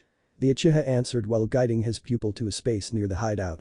Now, I'll teach you your first lesson as a ninja. What is it? Akito asked in curiosity. Naruto fixed the boy with a serious look. It's an undeniable fact that as a ninja, you will have to kill one day. Showing mercy is a good thing towards the right people. You see, I could have killed Zabuza and Haku back in that building, but instead I spared them and gained a new ally for Konoha. However, there are some people who aren't worth saving. He said while pointing at the mansion's top floor. Like Gato, for example. I could have spared him to avoid dirtying my hands with more blood. But if I did, then he would have continued his reign of terror. Sometimes you must take one life to preserve another. Ninja are just murderers with a cause. Akito looked down and mumbled, but I don't want to kill anyone, I just want to defend kids like me. Naruto smiled and rubbed the child's head affectionately. No ninja of a sound mind wishes to inflict death on another person. But we steel ourselves for what must be done. One day, I hope that we'll see a world in which nobody else has to die. He said while making a single hand seal, causing the hideout to explode. After that, Naruto pulled out a small green gun from his tool pouch and fired a green flare into the sky. Now that everyone's been alerted that my mission's done, we can be on our way. Where are we going exactly? Akito questioned his master as they began to walk down a nearby road. Naruto smiled and replied first, we're gonna stop somewhere and get you some clothes. After that, we're gonna check out some gambling establishments to find a certain kunoichi. I'll be teaching you stuff along the way, of course. Akito didn't respond, but he did gain a small smile as he traveled alongside the Junin in a companionable silence. After several moments, the child finally looked up to his teacher with an unsure expression. Naruto-sensei. Yes. Well you took me, an orphan, away from that shack and offered to teach me in your ways and bring me back home with you. In a way, does that make you my father? He asked meekly, causing Naruto to falter in his steps briefly. I'm only 15, I'm too young for this the Uchiha thought before looking at his ward, who glanced away in shame. That doesn't matter this kid needs me. He's barely even had parents before. Oh great, now he's gonna leave me Akito thought in despair, which changed to shock as he felt an arm wrap itself around his shoulders. Looking up, he saw that Naruto was smiling down at him. I suppose it does the Uchiha agreed while looking off into the distance. But don't call me father, that's too formal for my tastes. Alright dad. Akito responded in a questioning tone, getting a nod in return. That I like it, son. A megacur. On a rain-drenched rooftop, there were two Akatsuki members standing in a tense silence. One was a man who had spiky orange hair with multiple black facial piercings and purple eyes, with a ripple pattern extending from the pupils. The other was a slender and voluptuous woman with shoulder-length blue hair that had an origami flower on it, amber eyes, and a light shade of blue eyeshadow. Itachi and Kisame failed to recruit Naruto Uchiha and capture the Nine Tails. The male spoke in a deep voice. The woman looked at him and added not only that, but Kisame was killed in the battle. However, Itachi managed to take out one of Naruto's arms. A spiral-shaped distortion appeared in the air behind them and another Akatsuki member with spiky black hair and a spiral-shaped orange mask over his face arrived. And what do you intend to do about him, Pain? If he won't stand with us, Naruto stands against us and must be disposed of. The man questioned with authority in his baritone voice. The woman, Konan, glanced at the new arrival with skepticism and said, you would really order the death of your own brother, Madara? If he stands against me, then yes. He shall exist in the world of dreams. Madara declared before making a single hand seal, causing Konan to slump over while screaming in agony and clutching at the nape of her neck. I also have no patience for your constant questioning. Perhaps I need to strengthen the seals on you and Nagato, he's becoming a bother too. Nagato, also known as Pain, gazed out into the serrated city skyline and scowled. Soon, I'll personally take care of both him and the Jinchuriki. I did hear that the Chunin exams was a nice little event to attend. Smart. I also heard from Sasori's spy that Orochimaru intends to attack during the finals. Would you destroy that nuisance for me while you're there? Madara asked after releasing Konan. Deep within the tallest skyscraper of AIM, the nape of an emaciated red-haired man's neck glowed and he monotonously said, "Your wish is my command, master." To be continued. Chapter 9. Family. 1 week later, forest in the land of fire. Again. Akito huffed from his crouched position on the ground. "Cut me some slack would you, I just started learning about chakra a few days ago, shitty old man." He hollered back at the frowning Naruto, though his amethyst-colored eyes still remained focused on the foot-shaped dents on a tree in front of him. Naruto's eyebrow began to twitch in irritation. "Yes, and you've made great progress in the exercise. However, we won't move on until you can go up and down the tree without even thinking about it." He patiently reminded his ward before nailing Akito in the head with a small rock. "And don't call me an old man, you damn brat. Don't curse in front of me again, or you're grounded." "Ow." Akito cried out while rubbing his head and sending a glare towards his father. Stupid old men and their stupid rocks. Naruto ignored the comments and continued to observe his adoptive son climb the tree. He wasn't lying when he said that Akito made great progress on the exercise. In times of peace, it was rare for a child as young as him to even begin the learning process for such an advanced chakra control exercise, let alone make the progress that he did. By now, Akito had made it about halfway up the tall tree. "Before too long, I'll be able to teach him some real techniques," the Uchiha thought to himself, leaning against another tree. Over the week, he had bought some new clothes for them both as well. Akito wore a simple high-collared black short-sleeved shirt with the Uchiha emblem on the back and a pair of black cargo pants with the bottom of each leg tucked into black calf-high shinobi boots. Naruto wore a long-sleeved black shirt with pants and shoes like Akito's, but he also wore a gray vest and a black traveling cloak. Naruto's outfit is the same as adult Sasuke's in canon, but Naruto still wears his headband. Akito wasn't the only one training though.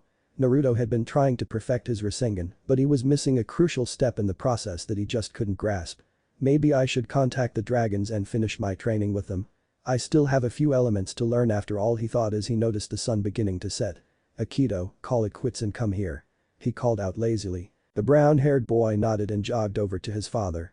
"What's up?" Naruto smiled at him and replied, "You've done enough for today.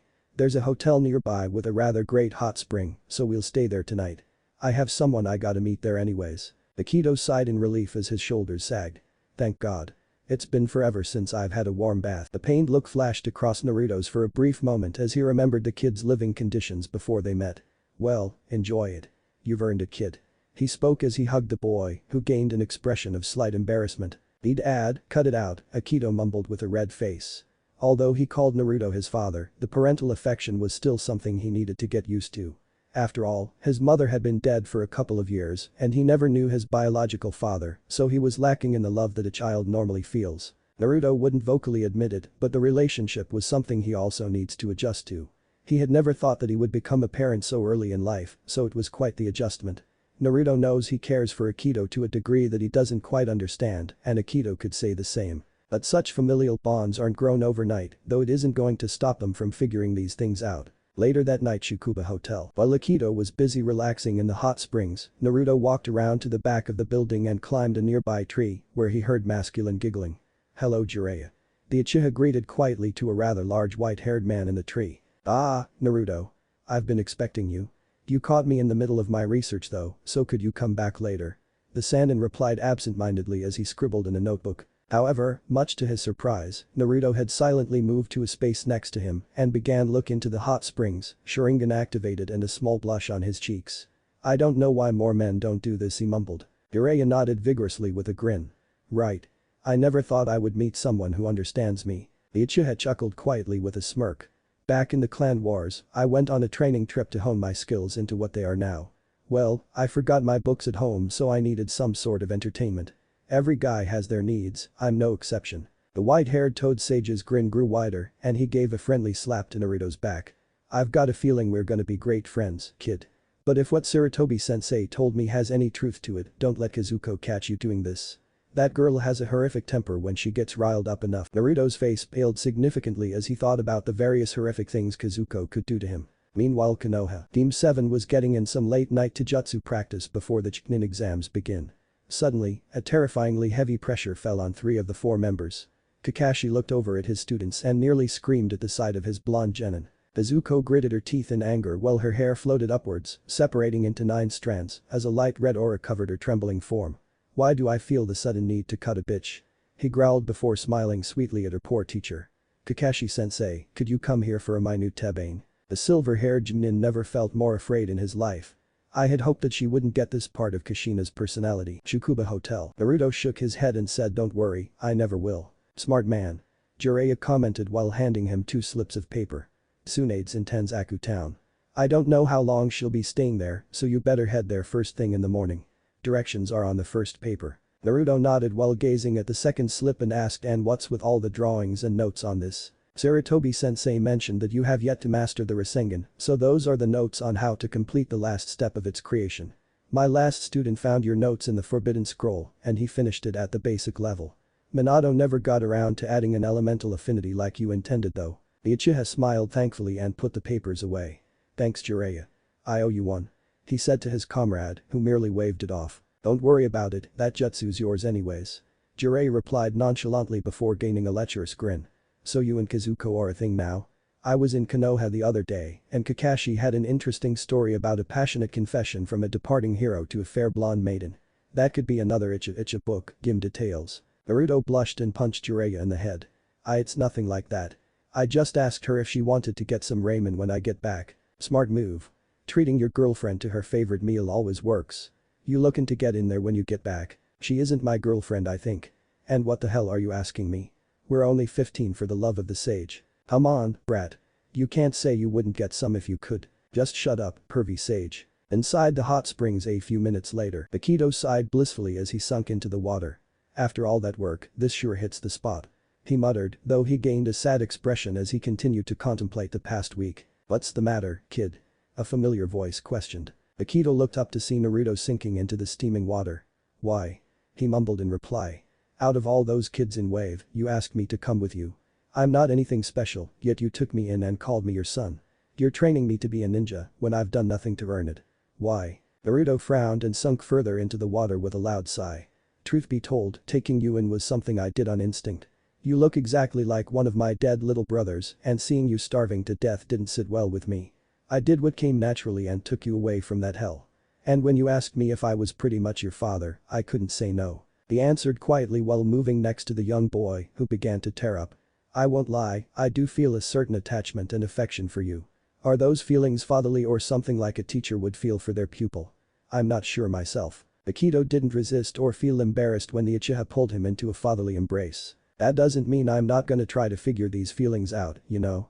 I'm young, too young to properly grasp what it means to be a dad, but I'll do my best. It might be a bit awkward for a while, but we'll get used to this new family of ours." Naruto spoke in a tender tone as he gained a small smile, causing Akito to look up in surprise. "And as for your question about the training, I believe that you can do it. After all, it's the duty of a father to unconditionally believe in their child. You don't have to earn my attention or training, because you're my son now. You're my most precious person and I'm gonna make you surpass me one day." Akito smiled happily as tears streamed down his face and he snuggled into Naruto's chest. "Is this what it feels like to have a dad of family?" he thought. The onyx-haired Uchiha sighed and said, "We're gonna have to hit the hay soon. Tomorrow, we're heading to Tenzaku town and that's a bit of a walk away from here." The child nodded as an innocent curiosity came over him. "If you're my dad, does that mean that Kazuko-san is my mom? You talk about her a lot." Naruto's face reddened and he mumbled, "Don't ask such embarrassing questions." "Dad, your face is red. Are you sick?" Akito shouted worriedly. I'm fine. Let's just go to bed, alright." Unknown location. In a dim cave, where the only illumination came from a stone force in the middle of the small chamber, 8 holographic images flickered to life, each wearing a high-collared coat with red clouds decorating them. "I have called you all here to reintroduce a member that'll be replacing Kisum," Pain told the assembled group in his usual blunt tone. "Don't tell me that it's him," a masked member commented in a deep baritone. The member next to him began to laugh wildly. "Lighten up, Kakuzu. As long as the motherfucker doesn't get in the way of my prayers, he'll be alright." Itachi impassively looked at his letter and asked, "Are they going to be my new partner?" Pain nodded. "Yes." Finally, another image appeared next to the rogue Uchiha. It was a tall and slender man with long black hair, golden eyes with animalistic slit pupils, and purple markings on the skin directly beneath the eyes. The man smiled pleasantly, though it did nothing to hide the pure malice radiating from it. "I do apologize for my rather sudden departure last time. I assure you that it won't happen again. For those of you who might be new, I am Orochimaru and it'll be a pleasure working with you," the fallen Sannin said with a deranged chuckle. To be continued. What if Naruto neglected by families Zangetsu? Thanks for watching my video till the end. If you enjoy this content, then do consider subscribing to my channel and leave a like if you guys need the next part, comment down, and thanks for watching the video and see you guys in the next video.